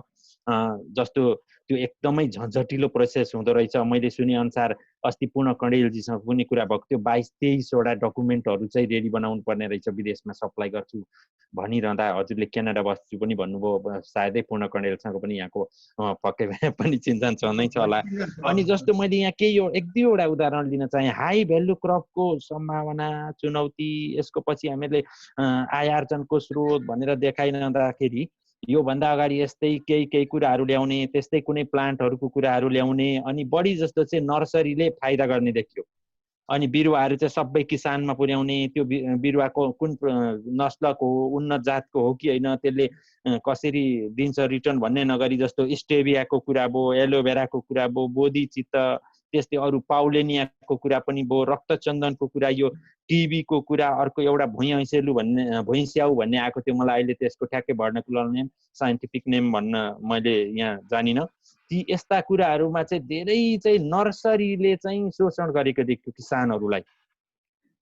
अब हजुरले अहिले जस्तो त्यो उसको ड्रमस्टिकको कुरा ल्याउनु भएको थियो, अर्को फ्रुटको नाम चाहिँ के हो मैले ठ्याक्कै अहिले सम्झिन सकिनँ। हजुरले भन्दा अहिले देखाउनु भएको साथीले सावर सुप भन्छ के अरे? हजुर हो। यस्ताहरूले चाहिँ हामी यो बिरुवा मात्रै बेच्ने प्रयोजन हो कि? अनि जस्तो अहिले ड्रागन फ्रुटको कुरा लिनुभयो, ड्रागन फ्रुट पनि अब वाइल्डली छ। अनि त्यसो भनिरहँदाखेरि हामी जस्तो 20-50 लाखको लगानी गर्ने मान्छेले करोडौँ लगानी गरेका गोयल ग्रुप्सहरू देख्नु भएको छ होला सायदै, कि त्यो स्ट्रबेरीहरू फार्ममा लगानी गर्नुभएको छ। उहाँहरूको मार्केट च्यानल अलरेडी इस्टाब्लिस छ। त्यो यिनीहरूसँग हामीले कसरी जुझ्न सकिन्छ होला? ल ठिक छ, एकदम राम्रो कुराहरू गर्नु हो। मलाई राम्रो प्रश्न हो। हजुर, के हो भन्नुहुन्छ भने तपाईँले भनेका कुराहरू एकदम जेन्युन छन्। त्यो मार्केट भन्ने कुरो त वास्तवमा यो के रहेछ भन्नुहुन्छ भने, यहाँ धेरै तपाईँले भनेको स्टेभियामा पनि मान्छेहरू फरक खाए होइन। किन फरक खाए भन्नुहुन्छ भने, नेपालमा कुनै पनि प्रडक्सनलाई उद्योगसँग नजोडिकन अथवा फ्याक्ट्रीसँग नजोडिकन कुनै पनि सफल हुँदैन। कि त त्यसलाई फ्याक्ट्रीसँग जोड्नु पर्यो होइन, कि त कि त के हुनु पर्यो भन्छ नि, त्यसलाई सिधै चाहिँ उसले निकासी गर्न सक्नु हुनु पर्यो है। र यहाँ एलोभेराको कुराहरू गरौँ। सबभन्दा पहिला एलोभेराको कुराहरू गर्दाखेरि एकजना मान्छेको नाम म पर्सनल चिन्छु। त्यतिखेर उनले के गरे भन्छ भने तपाईँले भने जस्तै बिहामा बेच्ने जाने उनको रणनीति रहेछ। हामी किनिदिन्छौँ भने सारा मान्छेले जाने साह्रै लगानी गरेर बेर्नाहरू उनले बेचे, हामी किनिदिन्छौँ भने जतासुकै किनिदिन्छौँ भने चाहिँ उनी तिनी अल्टिमेटली मेरो विचारमा ती मान्छे वास्तवमा कारबाहीमा पनि परे है। र त्यतिखेर यो 67-68 साल थियो। मलाई पनि थुप्रै मान्छेले सोध्थे यो एलोभेराको कुनै उद्योगै छैन। हाम्रो गोर्खा यो नेपालमा एलोभेराको जुस बनाउने हाम्रो एउटा गोर्खा आएको थियो, हाम्रो क्यापासिटी सानो थियो है। अरूले त त्यो झन् एलोभेरा भन्ने कुरो त छ नि, त्यो नेपालमा केही पढेको छैन हुन्थेन। हेर्नुहोस् साराले एलोभेरा त्यसको चाहिँ मार्ग खानु के भने त्यसलाई उठाएर फाले कसरी खुवाए त्यो कुरा सही कुरा हो। र हाम्रो त्यो समस्या भनेको के हो भन्छ भने यो जुन चाहिँ मार्केट छ हुँदैन। अब यहाँ एक्सपोर्ट गर्ने हुन्छ, सबै मान्छे हामी इम्पोर्ट गरिरहेका छौँ। यो उद्योग खोल्ने वातावरण बनाउने त के हो भने नि सरकारको काम हो क्या। यहाँ एलोभेरा प्रोडक्सन छ भने त्यो एलोभेराको जुस अथवा बनाउने अथवा एलोभेराबाट जुन प्रडक्टहरू बनाइन्छ त्यो प्रडक्ट बनाउनलाई कुनै पनि एउटा उद्योगको लागि चाहिँ जुसहरू बनाउने त्यसपछि उसले चाहिँ बजारमा ल्याएर बिक्री गर्न सक्छ नि। यस्तो खालको लिङ्केज हुँदैन। यहाँ सरकारै छैन। सरकार नभएपछि के हुन्छ भने त्यो लिङ्केज हुँदैन। लिङ्केज नभएपछि किसानले बिक्री गर्न हुँदैन। त्यो कोल्याप्स भएर जान्छ। अब तपाईँले चाहिँ बुद्ध चित्तको ल्याउनु, बुद्ध चित्तको नामकरण गर्ने मान्छे मैले 5 वर्ष लगाएर त्यसको नाम दिदी बस बुद्धेन्सी स्क्यार भट्टाइ मेरो तपाईँ गुगल गरे हेर्नुहोस्। बुद्ध चित्तलाई नेपालमा सबैभन्दा यो के अरे बुद्ध चित्त नेपालको त्यो वैज्ञानिक नामै रहन्छ। एक्सपोर्ट हुँदाखेरि त त्यसलाई चाहिँ नेपालको अथोरिटीले फलानु नाम भनेर लेख्नुपर्ने, त्यसको नि नामै रहन्छ। नाम नभएपछि त्यसलाई मैले चाहिँ त्यसको स्पेसिफिक डिस्क्राइब गरेर 5 वर्ष लाग्यो हेर्नुहोस् है। 5 वर्ष लाग्दाखेरि त्यसको चाहिँ त्यो रिलिजियस भ्यालु भन्दा त्यसको चाहिँ कुनै त्यसको इडिबल भ्यालु फुड भ्यालु पनि थिएन। र सबै मान्छेहरूले चाहिँ पुरा पैसा कमाउँदा पनि मैले के गरेँ भने त्यसको त भ्यालु कहाँ यसको मार्केट गरेर भन्थेँ मैले। भन्दै अब हामीले पनि अलिकति लगेर केही छ नि, त्यतिखेर हाम्रो एउटा प्रोजेक्ट थियो, त्यसमा बेर्ना लगेर किसानलाई बाँड्यौँ त भनेको 1 केजी 1 पाथी पिउलाई 90,000 दिँदा पनि पाइएन त्यतिखेर म आफैले।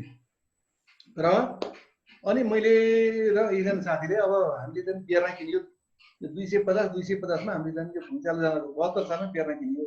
हामीले भनेको के थियो भन्नुहुन्छ भने नि यसको सानो निस मार्केट हेर्नुहोस्, यो चाहिँ यो जब गर्नलाई मात्रै लगाउने है। अब त्यसको चाहिँ नामाकरण गर्ने मान्छेले म यो 10को कारणले गर्दा त्यसको चाहिँ व्यापार माथि गएको छ।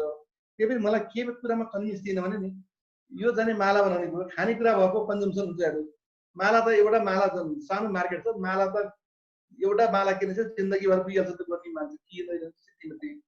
र अनि मैले चाहिँ त्यसको भनेको थिएँ हामीले काट्ने बेलामा के अरे हाम्रो फल हाम्रो चाहिँ यो हामीले 72 सालमा रोपियो होइन डाक्टर साहब। उहाँ साथीले मलाई भन्यो होइन डाक्टर साहब यो वास्तवमा हामीले रोपेको त हामीले फल हाम्रो बोट त फल्ने बेला त हामीले काट्नुपर्छ होला है भनेर हामीले त्यसरी कुरा गरिरहेको थियो। अब हेर मार्केट डाउन भयो। म मेरो घरमा पनि 2-4 बोट परेका छन्। यो किन्ने मान्छे पनि छैन। यो अर्कै यो पनि यस्तै भयो। यी कुराहरू भनेका वास्तवमा आउँछन् जान्छन्। यस्ता कुराहरू अप एन्ड डाउन भइरहन्छ। तर महत्त्वपूर्ण कुरा के हो भन्छ भने सबभन्दा पहिला त्यसको भ्यालु के हो नि त्यसको चाहिँ कन्जम्सन भ्यालु। अब त्यसको महत्त्वपूर्ण के छ, खानामा प्रयोग हुन्छ कि औषधिमा प्रयोग हुन्छ कि त्यो फल मिठो छ कि छैन, मान्छेले सस्टेन गर्न सक्छ सक्दैन अथवा त्यसले एफोर्ड गर्न सक्छ सक्दैन भन्ने कुराहरू हो।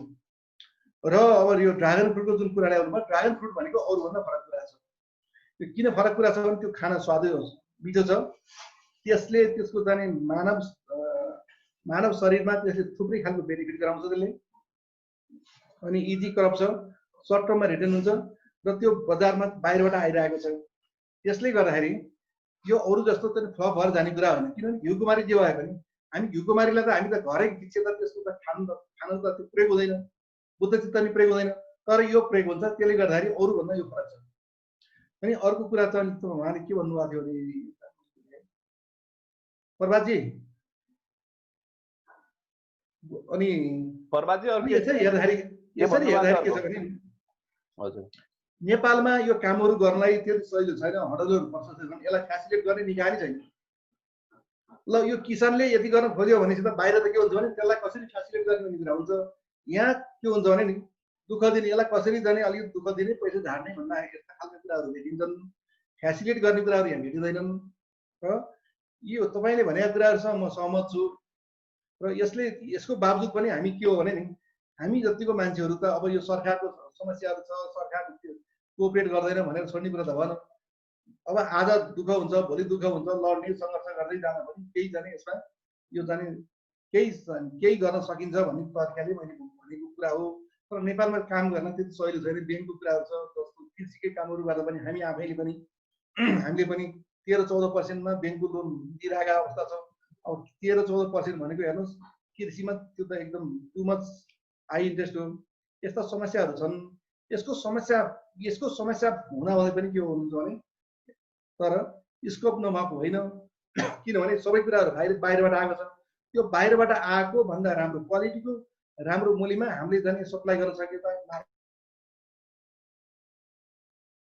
त साथीहरूले पनि त्यस्तो केही छ भने जिज्ञासा राख्नुहोस् न। धेरै धन्यवाद। यो राम्रो पोइन्ट उहाँले उठाउनु भएको क्वेसन एकदमै राम्रो थियो। अब यो हामीले त्यही भएर नै यो नेउकेको हामीले कन्सेप्ट सुरु गरेको हो। यसमा थुप्रै साथीहरू विश्वभरिबाट फर्किने साथीहरू पनि हुनुहुन्छ, विभिन्न क्षेत्रमा एक्सपर्ट हुनुहुन्छ हैन।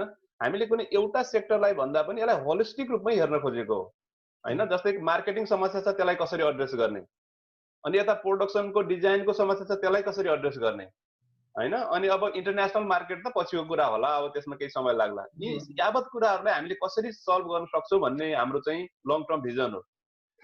यस्तो होस् कि हामीले चाहिँ कुनै पनि एउटा युवा उद्यमीले गर्न चाहेको कुरा गर्न पाओस्। अब त्यो पोलिटिकल कुरा छ, यो चाहिँ धेरै चाहिँ सिस्टमेटिक कुराहरू पनि छ, यो हामीले अहिले एकैचोटि गर्न नसकौँला। अब त्यो पनि एउटा बिन्दुमा आएर हामीले एड्रेस गर्न सक्छौँ कि हैन, त्यो एउटा लङ टर्म प्लान हुनसक्छ। अब यहाँ चाहिँ एकजना साथीले सोध्नु भएको छ, देविन्द साथीले, उहाँले भिडियो नै अन गर्नुभयो पनि राम्रो हुन्थ्यो, आफूले सोद्धा पनि। यहाँ लेख्नु भएको छ मेन्था खेतीको बारेमा थोरै बताइदिनुहोस्, औसत चुनौती बजार आदि भन्नुभएको छ। यदि देविन्दजी भिडियोमा आउनु मिल्छ भने आउनुहोस् है त। ल ठिक छ। ल हजुर मैले पनि देखेँ त्यो। हजुर मेन्था भनेको यो खेती भनेको ट्रपिकल क्रप हो। यो यसबाट मेन्था यसको डिस्टिलेसनबाट यसको जुन घाँस हुन्छ नि त्यो घाँसलाई डिस्टिलेसन गरेर अथवा चाहिँ यसलाई डिस्टिल गरेपछि तेल आउँछ। त्यो तेललाई चाहिँ मेन्था आयल निकालिन्छ। यो मेन्थाको तेलको पनि इन्टरनेसनल बजारमा, नेपालमा त एसेन्सियल आयलको त्यति धेरै मार्केट छैन। जति प्रोडक्सन हुन्छ, जति जाने उत्पादन हुन्छ, यो सबै जाने बाहिर गइरहेको अवस्था छ। यसको जाने झापादेखि लिएर उता कञ्चनपुरसम्म यो तराईको बेडमा यसको खेती गरेका छन्। अब यो बजार भन्ने कुरो नेपालमा आएर अब यो विराटनगरमा बिक्री हुने, पोखरामा बिक्री हुने कुरा यो प्रडक्ट होइन। एसेन्सियल आयलको बाहिर राम्रै अवस्था छ। जस्तो म क्यानाडा बाहिर पनि छ नि, त्यहाँ थुप्रै साथीहरू भनेका छन् वास्तवमा एसेन्सियल आयललाई नेपालबाट एक्सपोर्ट गराउन सकिन्छ अथवा चाहिँ क्यानाडामा स्कोप छ भन्ने खालको कुराहरू गरे त्यहाँ साथीहरूले पनि गरेका छन्। इभन पूर्ण कनेलजीको उहाँले नाम दिनुभयो, उहाँले पनि छ नि तेलको जाने व्यापार गर्न खोजिरहनु भएको छ। र मेन्था खेती तराईमा गर्न सकिन्छ। त्यसको लागि गर्मी हावापानी हुनेलाई ठाउँ चाहिन्छ। र यसबाट निकालिने प्रडक्टहरू भनेको तेल हो, मेन्था आयल हो। मेन्था आयलको चाहिँ बजार भनेको अन्तर्राष्ट्रिय बजार, युरोप, अमेरिका, उता जापान, सिङ्गापुर, मलेसिया यी कन्ट्रीहरू हुन्। यसको चाहिँ अब सबै ठाउँमा गएर अब आफूले पनि एक्सप्लोर गर्नु पर्यो, त्यसपछिबाट जाने आफूले ट्राई गर्नु पर्यो, हिसाबमा देखाउनु पर्यो, यी कुराहरू छन्। तर बजार यसको चाहिँ मलाई लाग्छ, मैले बुझेअनुसार मेरो अनुभवमा यसको बजार राम्रो छ। धन्यवाद। अब अरू साथीहरूको अब पूर्ण कणेलजीको कुरा चाहिँ गर्नुभयो। उहाँ मेरो पनि साथी, उहाँले चाहिँ डाक्टर पूर्ण कणेल, उहाँको एउटा इन्टरनेसनल नै एउटा बिजनेस नेटवर्क नै छ। हाम्रो साथीहरू थुप्रै ठाउँमा हुनुहुन्छ। हामीलाई बाहिर चाहिँ बजार गर्नलाई, बाहिर आफ्नो सामान नेपालको सामानहरूलाई पठाउनलाई पनि गाह्रो नहोला, हाम्रो साथी नेटवर्क राम्रै छ। अब साथीहरू अरू यहाँहरूको प्रश्न के छ यहाँहरूले राख्नु होला। अब डाक्टर साहब समय पनि धेरै छैन, छोटकरीमा अब मिनेट त टुङ्ग्यौँ। हजुर विष्णुजी, एउटा सानो प्रश्न राखौँ है। हजुर खेम सरलाई नमस्ते मेरो है। एक दुईवटा प्रश्न छ। मैले तपाईँले चिन्नुहुन्छ होला, क्यानाडाको चाहिँ खाद्य वैज्ञानिक नारायण घिमिरे सरसँग मैले अलिकति कुरा गरेको थिएँ होइन। उहाँ चाहिँ यस्तो आयुर्वेदिक प्रडक्टहरू बनाउनुमा काम गरिरहनुहुन्छ। उहाँले चाहिँ एउटा तपाईँलाई मेरो प्रश्न चाहिँ के छ भने, जस्तै केही जडीबुटीहरू अथवा यो कुरा वन्य जन्तुमा लागु हुनसक्छ होइन। हामीले कुनै सामुदायिक वन अथवा खाली स्पेसमा चाहिँ त्यस्तो अलिकति वनतिर पनि पाइने चाहिँ कमर्सियल जडीबुटीको चाहिँ खेती गर्न चाह्यो भने त्यहाँनिर वन नियमावलीले हामीलाई अलिकति अप्ठ्यारो पार्छ कि कस्तो छ त्यो एउटा प्रश्न त्यो भयो। धेरै राम्रो। अर्को चाहिँ हामीले कुनै पनि जडीबुटीलाई अब तपाईँको इन्टरनेसनल मार्केट पठाउने त भन्छौँ हामीले होइन, त्यसको क्वालिटी कन्ट्रोलको लागि त तपाईँको त सबै कुरा देखाउनु पर्छ होला, HPLC गरेर प्युरिटी, त्यसमा तपाईँको कुनै पनि टक्सिनहरू छैन देखाउनु पर्छ होला पक्कै पनि होइन, पेस्टिसाइडहरू त्यस्तो गर्नलाई चाहिँ नेपालमा चाहिँ त्यस्तो केही परीक्षणको कुनै पूर्वाधार अथवा कहीँ ठाउँ छ र जहाँ चाहिँ हामीले क्वालिटी कन्ट्रोल टेस्टिङहरू गर्न सकियोस्? अब तपाईँको दुईटा प्रश्न र एउटा त वन नियमावली अथवा वन ऐनसँग सम्बन्धित भयो, एउटा भनेको चाहिँ यो केमिकल प्रोफाइलिङ जडीबुटीको केमिकल प्रोफाइलिङ गरेर बाहिर पठाउने कुराहरू हो। सबभन्दा पहिला वन नियमावली। अब हेर्नुहोस्, म आएर सबैभन्दा लडेको वकालत गरेको त्यसपछि एउटा म साह्रै दुःख पाएको सेक्टर भनेको यो चाहिँ जडीबुटीको सेक्टर हो, जसले गर्दाखेरि चाहिँ जडीबुटीको व्यवसायीकरण हुनै नदिनुको वन ऐन वन नियमावली। हेर्नुहोस् है, अब यहाँ के भनिन्छ भने नेपालको चाहिँ कुनै पनि अब जडीबुटीलाई अब जडीबुटीसँग सम्बन्धित कानुन कुरो भनेको वन ऐन। वन ऐनले जडीबुटीलाई के भन्छ? गैरकाष्ठ वन पैदावार भन्छ अथवा NTFT होइन। अब गैरकाष्ठ वन पैदावारलाई कानुनले कसरी परिभाषित गरेका छ भन्नुहुन्छ भने जङ्गलभित्रबाट प्राप्त हुने जङ्गली जनावरको अवयव भनेको अङ्गहरू के पार्ट्सहरू अथवा अखेटो पार भनेको चाहिँ मरेको जङ्गलको मरेको चाहिँ एनिमलको छाला, हड्डी, दाँत, अखेटो पार भयो। हेर्नुहोस् है, जङ्गलबाट प्राप्त हुने जनावरको अवयव अथवा चाहिँ अखेटो पार अथवा जडीबुटीलाई गैरकाष्ठ वन पैदावार भन्छ भने हेर्नुहोस् है। अब नेपालको कानुनले के गर्छ भने तपाईँले बर्दियाको चाहिँ आफ्नो निजी जग्गामा खेती गरिएको कुरो पनि नेपालको कानुनले के भन्छ? गैरकाष्ठ वन पैदावार मान्छ। हेर्नुहोस् समस्या, हाम्रो देश किन गरिब भयो भन्नुहुन्छ भने नि यही कारणले गरिब भएको। अब के भन्छ कानुनले? तपाईँले त अब त्यसपछिबाट अब त्यसको सङ्कलन गर्न तपाईँलाई के चाहियो? गैरकाष्ठ वन पैदावार भएको DFO को अनुमति चाहियो अथवा डिभिजन कार्यालयको अनुमति चाहियो। तपाईँले आफ्नोमा खेती गरिएको कुरालाई पनि के भन्नु पर्यो? जङ्गलमा गएर ल मैले फलानु जङ्गलको छेउमा सङ्कलन गरेको भनेर त्यहाँ निवेदन दिएर अब तपाईँको आफ्नै खेतीमा मैले गरेको भन्नु पाउनुहुन्न। त्यहाँ कानुनले के भन्छ? कानुनमा त जडीबुटीको खेती गरिन्छ भन्ने कुरो कानुनले रिकगनाइजै गर्दैन। म फाइट गरेको सेक्टर यही हो र आजसम्म यो कुरो बुझाउन यो कुरा बुझ्ने मान्छे मैले भेटेको छैन। हेर्नुहोस्, र यसै विषयलाई जाने अस्ति एकजना साथी भेट भए जडीबुटीको बारेमा तपाईँको इन्टरभ्यू लिनु पर्यो डाक्टर साहब भनेपछि मलाई लिने भए मलाई यो कृषि मन्त्री घनश्याम भुसाल र वन मन्त्री जाने हाम्रो चाहिँ के अरे बस्नेतजी शक्तिबहादुर बस्नेतजी दुवै ठाउँ राख्नुहोस्। त्यो उहाँहरूलाई म कुरा उहाँहरूले नबुझेर यस्तो भयो। जडीबुटीमा थुप्रै समस्याहरू छन् भनेको हुनाले उहाँले भन्दै हुन्छ 1-2 दिनमा हुन्छ डाक्टर साहब तपाईँ जाने रेडी गरेर भन्नुभएको थियो र त्यसपछिबाट उहाँले यो कुरा भन्नुभएको छैन। समस्या भनेको यहाँ थुप्रै समस्याहरू छन्। अब कानुनले जडीबुटीलाई खेती मान्दैन। समस्या तपाईँले भनेको कुरा एकदम जायज छ। अब तपाईँले जुन भन्नु नि भोलि खेती गर्दाखेरि 18 वर्ष पर्दैन भन्दाखेरि अब कानुनले 18 पार्छ। त्यसले गर्दाखेरि म लडेकै सेक्टर त्यही हो होइन। मेरो आफ्नो लागि भन्दा पनि त्यहाँ के देखेँ भने मैले थुप्रै खालको हडलहरू देखेँ, थुप्रै खालको समस्याहरू देखेँ होइन। त्यो समस्याहरू छन्। दोस्रो प्रश्न हजुर, हजुर। म हुन त भविष्यमा चाहिँ भनौँ न अब गाउँठाउँको बझाङतिर पनि म त्यहाँको बझाङको बासिन्दा भएको हुनाले अब अहिले रसायनशास्त्रमा अध्ययन गरेर आएको हुनाले मेरो योजना नै छ कि एउटा त्यहाँको जडीबुटीलाई एउटा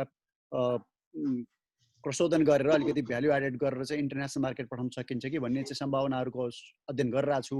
यता पनि धेरै साथीहरू हुनुहुन्छ, यताको प्रब्लम थिएन कि नेपालबाट नै हामीले त्यो सबै टेस्टिङ गरेर चाहिँ ल इन्टरनेसनल मार्केटमा पठाउन सक्छ भन्ने खालको चाहिँ जस्तै त्यो पूर्वाधार हामीसँग छ कि अथवा के गर्नु पर्ला? इन्डिया पठाउनु पर्ने हो कि कस्तो छ सर नेपालमा त्यसको स्थिति? अनि तपाईँको प्रश्न अर्को कुरा है, तपाईँको एउटा त प्रश्न मैले अर्थ मात्रै जवाब दिएँ। अनि अर्को कुराहरू भनेको नेपालबाट निकासी गर्दाखेरि यसको जुन अब यसमा चाहिँ दुईटा विभागहरू छ यसमा सम्बन्धित। त्यो तेलको एनालाइसिस गर्ने भनेको वनस्पति विभाग हो है। त्यहाँ चाहिँ यो त्यहाँको अलिकति त्यसको चाहिँ तेलको एनालाइसिस गरेर यो तेल हो भनेर जाने एउटा जाने त्यो क्रोमेटोग्राफीको जाने एउटा त्यो ग्राफहरू टाँसेर त्यहाँ पठानी गरिएको छ है। अब मलाई अब त्यस कारण चाहिँ यो कुनै पनि तेलसँग गर्ने मान्छेहरू लिएर पूर्वकोबाट अथवा तराईका विभिन्न ठाउँबाट वनस्पति विभागको स्याम्पल लिएर आएर यो जुन एउटा ग्राफ निकालेर यो फलाना यो उनीहरूले प्रमाणित गरेर निकालिने गरेको प्रचलन छ है। तर यहाँ के छ भने यो तेलको लागि विशेष गरेर अहिले के भएको छ भने यो युरोप र अमेरिकाको बजारहरूमा यो जाने अर्ग्यानिक सर्टिफिकेसनका कुराहरू खोज्छन्। अब अर्ग्यानिक सर्टिफिकेसन गर्ने निकाय नेपालमा छैन, विदेशी निकायहरू छन्। तपाईँलाई थाहा छँदैछ तिनीहरूलाई भनेको एउटा किसानले त्यसलाई के गर्न सक्दैन।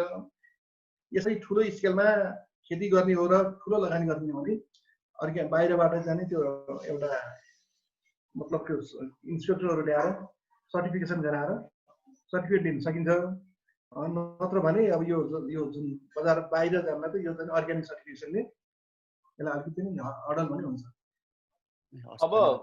अब चाहिँ हाम्रो अरुण प्रसाद पनेरुजी, अब उहाँले हात उठाउनु भएको छ। अरुणजी यहाँको राख्नुहोस्।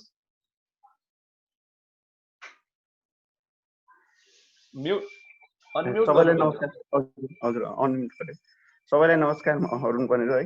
यो मैले चाहिँ अहिले चाहिँ पोलिसी लेभलको कुराहरू सुन्दाखेरि जस्तै डाक्टर साहबले चाहिँ त्यो बुझ्दैनन् पोलिसी लेभलमा भएको मान्छे सरले चाहिँ सङ्घर्ष गरिरहेको कुरा सुन्दाखेरि चाहिँ एउटा चाहिँ पोलिसी हाम्रो पोलिसी लेभलमा चाहिँ भएको मान्छे चाहिँ सुदूरपश्चिमको चाहिँ अनि त्यही जडीबुटीको फिल्डमा काम गर्ने मान्छेलाई इन्भल्भ गराउँदा कस्तो होला भनेर क्या। जस्तै एकजना हाम्रो यहाँ चाहिँ सुदूरपश्चिम त्यो सामाजिक विकास मन्त्रालयले चाहिँ कृषि सम्बन्धी यो स्वास्थ्य सम्बन्धी सबै त्यसैले हेर्ने हो होइन सुदूरपश्चिमभरिको। अनि त्यहाँ चाहिँ हाम्रो चाहिँ आयुर्वेदिक चिकित्सा विभाग प्रमुख भनेर चाहिँ एकजना हाम्रो डाक्टर चेतराज जोशी भन्ने हुनुहुन्छ, सायद डाक्टरहरू सुन्नुहुन्छ होला। म चिन्छु भने होइन। अनि उहाँहरूलाई पनि मतलब इन्भल्भ गराएर कि अलिकति घोचपेच केही हुन्थ्यो कि भनेर। अनि यसो छ अब म यो कुरालाई अब यो एउटा त कस्तो छ भने नि नेपालमा यो समस्या भन्ने कुरो कसैले रियलाइज गरेको मान्छे मैले भेट्दै आएँ है। अब यो आयुर्वेद सेक्टरमा मैले देखेको के हेर्नु आजसम्म म जस्ता 10 जना मात्रै मान्छेले यसरी कुरा उठाएका यो कुरा सब हुन्थ्यो होला है। गत साल के भयो भने म एउटा कुरा भनिहालौँ है, उहाँहरूलाई समस्या के हो भन्ने कुरा मेरो विचारमा उहाँहरूलाई समस्याको पहिचानै छैन, समस्या समाधान होइन।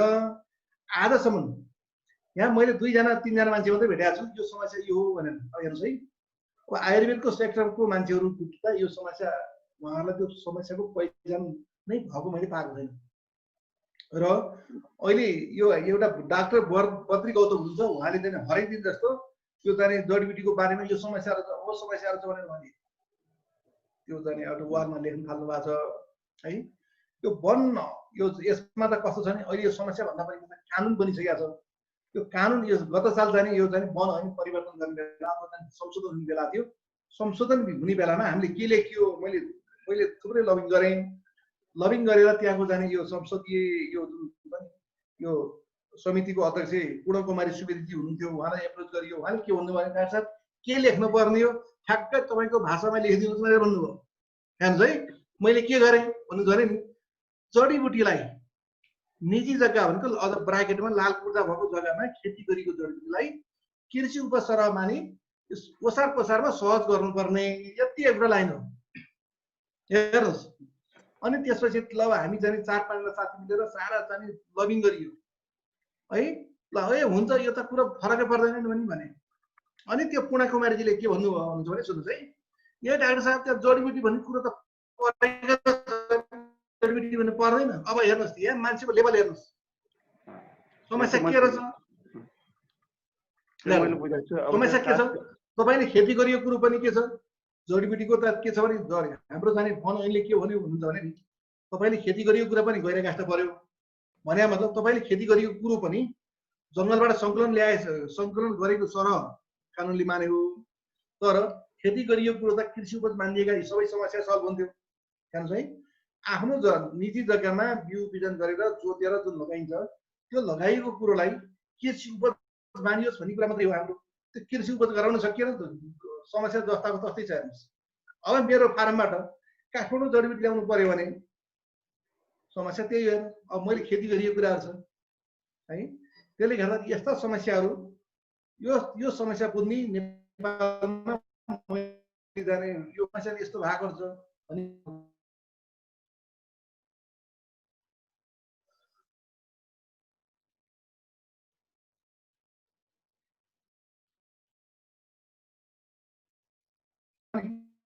इभन अब म एउटा कुरा के भन्न चाहन्छु भने वन मन्त्री शक्तिबहादुर बस्नेतलाई यो कुरा रियलाइज छैन, नत्र भने त्यो कानुन परिवर्तन गर्ने कुरामा त्यो जडीबुटीको खेती पनि गरिन्छ, निजी जग्गामा भएको खेतीलाई भने त्यो चाहिँ हाम्रो चाहिँ वन अहिले ओसा पोसामा समस्या पार्ने छैन, एक लाइन थप्नु पर्दैन।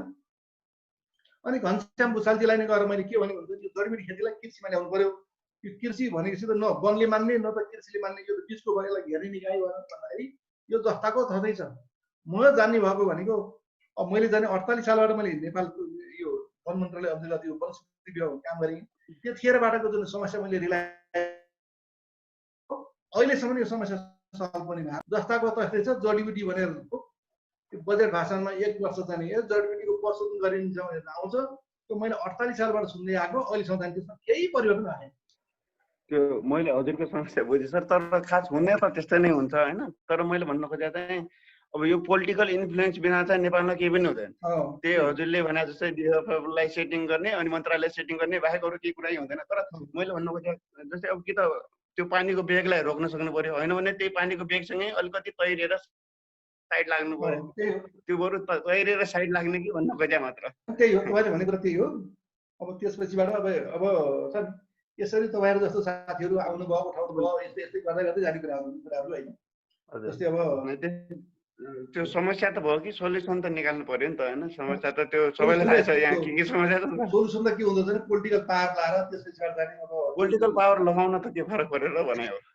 पोलिटिकल पावर पनि लाग्ने मान्छेहरू छन् नि त, तिनीहरूलाई गर्न सकिहाल्छ। त्यतिखेर छ नि प्रधानमन्त्री केपी ओली छ, व्यक्तिगत रूपमा त्यो विज्ञताको कुरा गरेर त यिनीहरू मान्दैनन्, त्यो मलाई थाहा छ। सबै झोले छन्, अब झोलेले बुझ्ने कुरा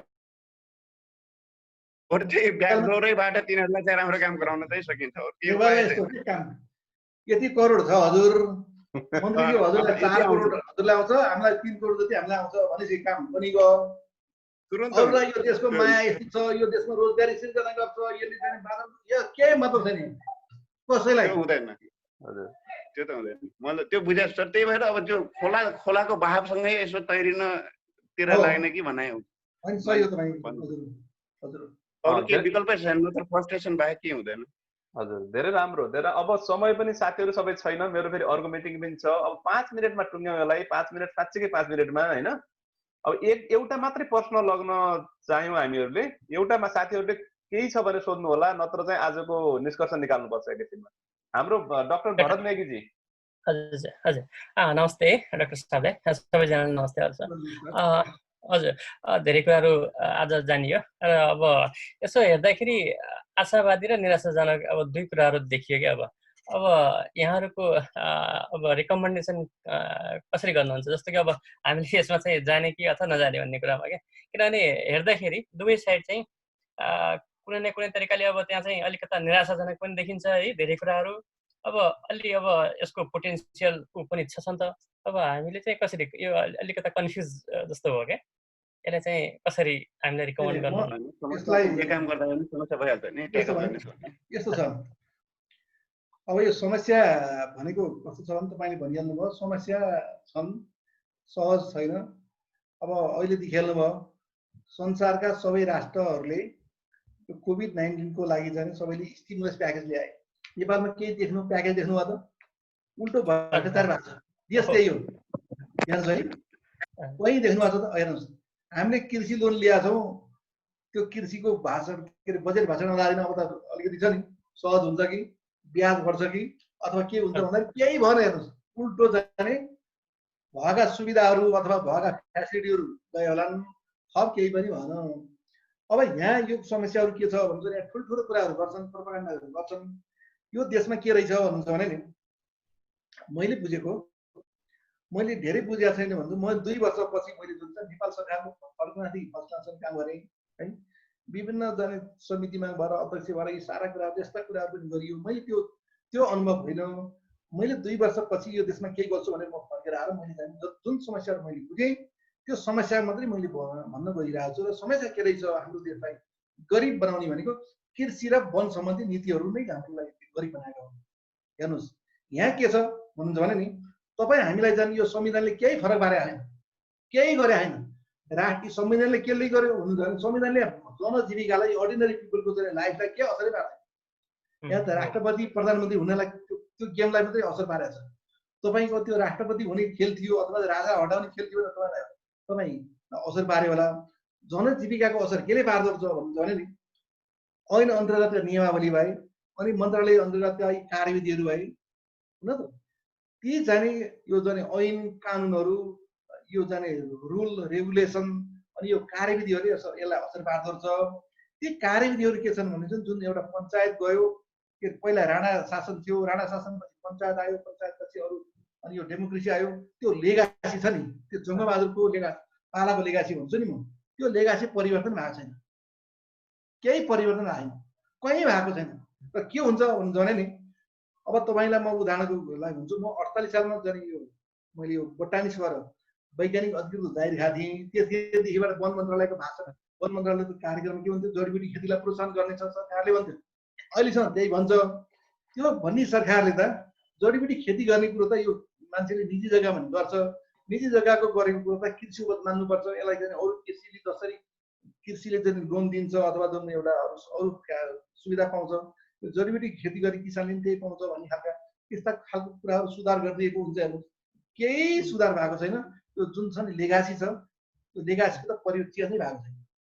र तपाईँले भन्दाखेरि अब यहाँ पोजिटिभ र नेगेटिभ कुराहरू दुइटै छन्। अब यो कस्तो हुन्छ भने नि तपाईँहरू आउनुहोस्, हामी त यहाँ सङ्घर्ष, हामी त एक्लै पनि सङ्घर्ष लिइरहेको अवस्था छ। हाम्रो जाने हेम डाक्टर साहबसँग लास्ट इयरबाट हाम्रो चिन्तान भयो, उहाँहरू जाने नेपाल फर्क अभियान ल्याउँदै हुन्छ। ठुलो मान्छेहरू आएर जाँदा यहाँ त यो जुन छ नि कसरी आउनु पर्यो भने नि यहाँको यो सत्तैलाई ढालेर जम्मै तपाईँ प्रधानमन्त्री हुने म मन्त्री हुने यस्तो खालको ठुलो लक्ष्य लिएर आएर यहाँका यी क्राउड मान्छेहरूलाई ढाल्ने योजना बनाएर आउनुपर्छ। अनि त्यसपछि छ नि अब हेर्नुहोस् यहाँ कसैकोबाट पनि देखिएन। हेर्नुहोस् यहाँ घनश्याम भुषालजी ठुल्ठुलो गफहरू गर्दै राम्रो गर्ला भने हेर्नु सबैभन्दा असफल कृषि मन्त्री तिनै भए। हेर्नुहोस् है, अब शक्तिबहादुर बहने थिए, अब त्यहाँ अहिले भन्नुहुन्छ कि जाने त्यो जनयुद्ध लडेका मान्छेले वास्तव जडीबुटी समस्या कहाँ आएर छ भने उनी हेर्दै हेर्दैन छन्। यो समस्याहरू बुझ्ने भनेको वास्तवमा पढे लेखेका मान्छेले बुझ्छ है। तपाईँहरू विभिन्न ठाउँमा यो कुरा के हो भने डाक्टर साहबसँग कुरा हो, नेपालमा आएर अब हामी छ नि ठुलो लक्ष्यका साथ आउने यी जम्मै बाहिर भएका मान्छेहरू छ नि। अब मेरो जाने यो पार्टीसँग मेरो सदस्यता थियो, म त्यही पार्टीमा जान्छु भन्ने कुरा केही सल्भ हुँदैन। हेर्नुहोस् जस्ता उतस्ती हो है। कोही काङ्ग्रेस हो नि, माले हो नि, एमाले हो नि, माओवादी जस्ता उतस्ती रहन्छ। हेर्नुहोस् यिनीहरूबाट केही हुनेवाला छैन। अब यो बाहिरबाट फर्केर आउने मान्छेहरूले अलिक ठुलो जाने लक्ष्यका साथ एकदम पैसा पनि धेरै पैसा पनि लिएर आउने, ठुलो लक्ष्य पनि लिएर आउने, भिजन पनि हुनु पर्यो।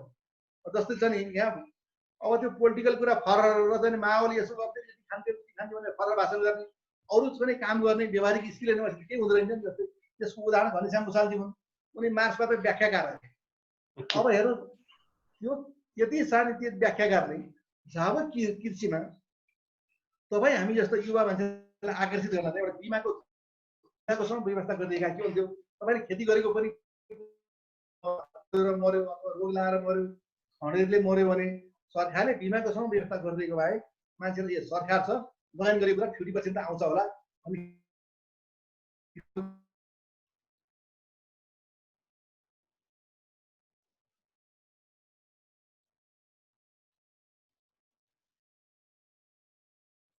भ्रमको आधारमा कृषि बिमा सबैले भन्छन्।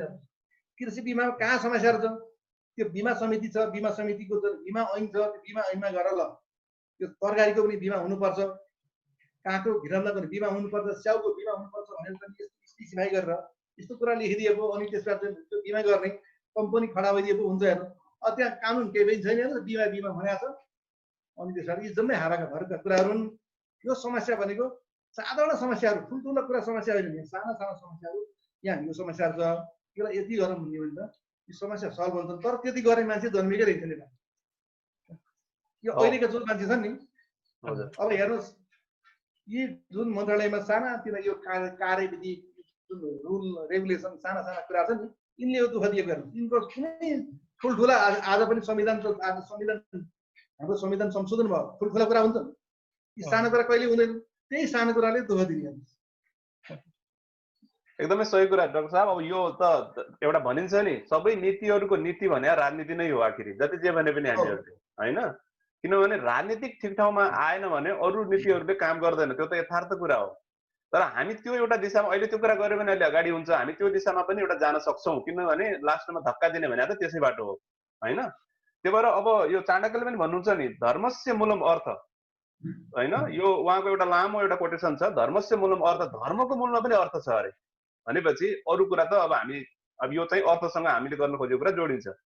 अब हेर्नुहोस् यो ग्लास छ मान्नुहोस्, आधा पानी छ, आधा चाहिँ खाली छ। अब यसलाई चाहिँ कतिपय आशावादीहरूले भन्नान् पुरा छ, कसैले निराशावादीले भन्नान् खाली छ। अब हामी रियालिस्टको रूपले हेर्नुपर्छ, आधा खाली छ, आधा चाहिँ भरि छ, होइन? त्यही भएर हामीले त्यसरी सोच्नु पर्यो। समस्या छन्, अब समस्या छन् भनेर चाहिँ अब समस्या मात्रै त भनेर भएन, अब हामीले यसलाई कुन रूपले यसलाई समाधान गर्न सक्छौँ त भन्ने कुरा हामीले सोच्नुपर्छ। अब हामीले सफल भएका कुराहरू पनि थुप्रै ठाउँमा देखेका छौँ नि त, होइन? डाक्टर साहबको अलिकति यो लकडाउन नभइदिए डाक्टर साहब नै उहाँले त्यो जति चुनौती भने पनि फेरि उहाँको सफलताको बाटो पनि त्यता बढिन्छ फेरि, होइन? उहाँको त्यत्रो लग्नु भएको छ उहाँले जग्गा, उहाँसँग फेरि फलोअप गर्छौँ नि, अलिक क्वारेन्टिन सिद्धियोस्, त्यसपछि उहाँले राम्रो एउटा चाहिँ दिशा जान्छ जस्तो लाग्छ मलाई। अब अन्तमा म साथीहरू, अब समय धेरै छैन, एउटा वाङ्गारी मथाई भन्ने एउटा नोबेल पिस लरेट 2004 को उहाँको एउटा कथा भनेर म आजलाई टुङ्ग्याउन चाहन्छु। उहाँले चाहिँ 2004 मा नोबेल पिस प्राइज पाउनुभयो। किन पाउनुभयो भने उहाँले वातावरणको क्षेत्रमा रुख रोपेर पाउनुभयो उहाँले। अनि त्यति बेला मान्छेहरूले के भने तपाईँ के रुख रोप्ने, यत्रो विनाश गरिरहेछन् केन्यामा, तपाईँले रुख रोप्ने कुरा के गर्नुहुन्छ आल्तु फाल्तु भने। अनि उनले एउटा कथा भनिन्, त्यो कथामा के भनिन् भने जङ्गलमा ठुलो आगो लागिरहेको छ। अनि त्यो आगो लागिरहेका बेला त्यहाँका हात्तीहरू, गैँडाहरू, अरू ठुल्ठुला जनावरहरू चुप्प लागेर बसेका छन्। कुन फटाले आगो लगाइदियो, अब हामीले के गर्न सक्छौँ र त्यो आगो लगाएको भनेर चुप्प लागेर बसे। तर एउटा चाहिँ कोइली चरो, उसले के सोच्यो भने उसले चाहिँ खोला ऊ के गर्दो रहेछ भने खोलामा जाँदो रहेछ, त्यो थुतुनोमा थोरै पानी ल्याउँदो रहेछ, त्यो आगो लागेको ठाउँमा फाल्दो रहेछ। अनि अरू जनावरले भनिरहेछन् ए कोइली त पागल त भइनस्, एउटा थुतुनोमा ल्याएको चाहिँ त्यो सानो पानीले तैँले त्यो आगो निभाउन सक्छस् त भनेर हात्तीहरूले, बाघले, अरूले भनेछन्। अनि त्यो कोइली चराले के भनिन्छन् भने हेर तिमीहरू ठुलो छौ तर तिमीहरू चुप्प लाएर बसिरहेछौ, म सानो छु तर मैले थुतुनोमा ल्याएर पनि म आफ्नो जे सक्छु नि त्यो म गरिरहेको छु, आफ्नो कर्तव्य गरिरहेको छु। त्यही भएर सानै भए पनि मैले जति सानो चाहिँ थुतुनोमा ल्याएर जुन पानी पालिरहेको थिएँ तिमीहरूले पनि गर्ने हो भने आगो निम्न सक्छ भनेर उनले एउटा कथा भन्ने त्यो वाङ्गारी मथाई भन्ने चाहिँ नोबेल पिस लरेटले। यो मैले किन भनेको भने हामीले आफ्नो कर्तव्य चाहे अब ठुलो कुरा एकैचोटि गर्न नसकौँला, सानो सानो त हामी केही गर्न सक्छौँ नि त, होइन? सानो कुरा हामी के गर्न सक्छौँ भन्नेतिर मैले जोड्न खोजेको हो। साथीहरू अब चाहिँ यहाँ धेरै कुरा गर्नु लामो भइसक्यो, अर्को मिटिङ पनि सुरु हुँदैछ। डाक्टर साहबलाई धेरै धेरै धन्यवाद, होइन? अब फेरि पनि हामी बोलाउँला यहाँलाई। अनि यहाँहरू सबै साथीहरू अब आज परिचय हुन पाएन, त्यसको लागि म क्षमा प्रार्थी छु। कुनै दिन गरौँला फेरि परिचय पनि, अगाडि परिचय गर्न थाल्यो भने लामो हुन थाल्यो भनेर हो, होइन? अनि अब फेरि गरौँला है त। हजुर 10 सेकेन्ड भाइ, साथीहरूलाई कति कुरा के छ भने नि मैले देखेको कुरा के भन्नुहुन्छ भने निराशा हुनुपर्ने कुरो केही पनि छैन है। वास्तवमा यस्तै गरेर वास्तवमा हामी जस्तो मान्छेहरू निराशा हुने कसले गर्ने, होइन? त्यस कारण चाहिँ त्यस्तो विचार छ भने नेपालमा अब चुनौती भन्दा अवसर बढी छ, होइन त? भने मतलब चुनौती 49 छ भने अवसर 51 छ, हैन? त्यही हो। साथीहरूलाई चाहिँ मेरो नमस्कार है। हजुर, हवस् सबै साथीहरू, ल धेरै धन्यवाद है त। ल आजलाई यति गरौँ। हस्।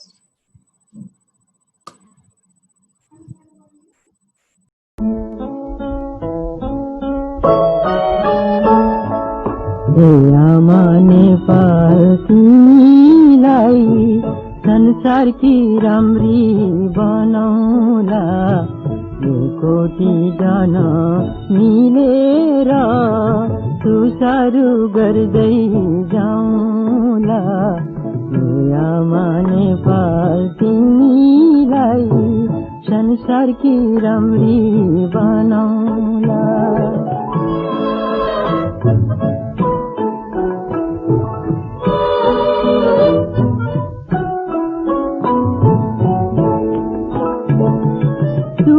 मात्र जन मिलेर देशको सेवा गरौँला उन्नति पथमा लम्केर प्रगति बिउ छरौँला आमा नेपाल तिमीलाई संसारकी राम्री बनाउँला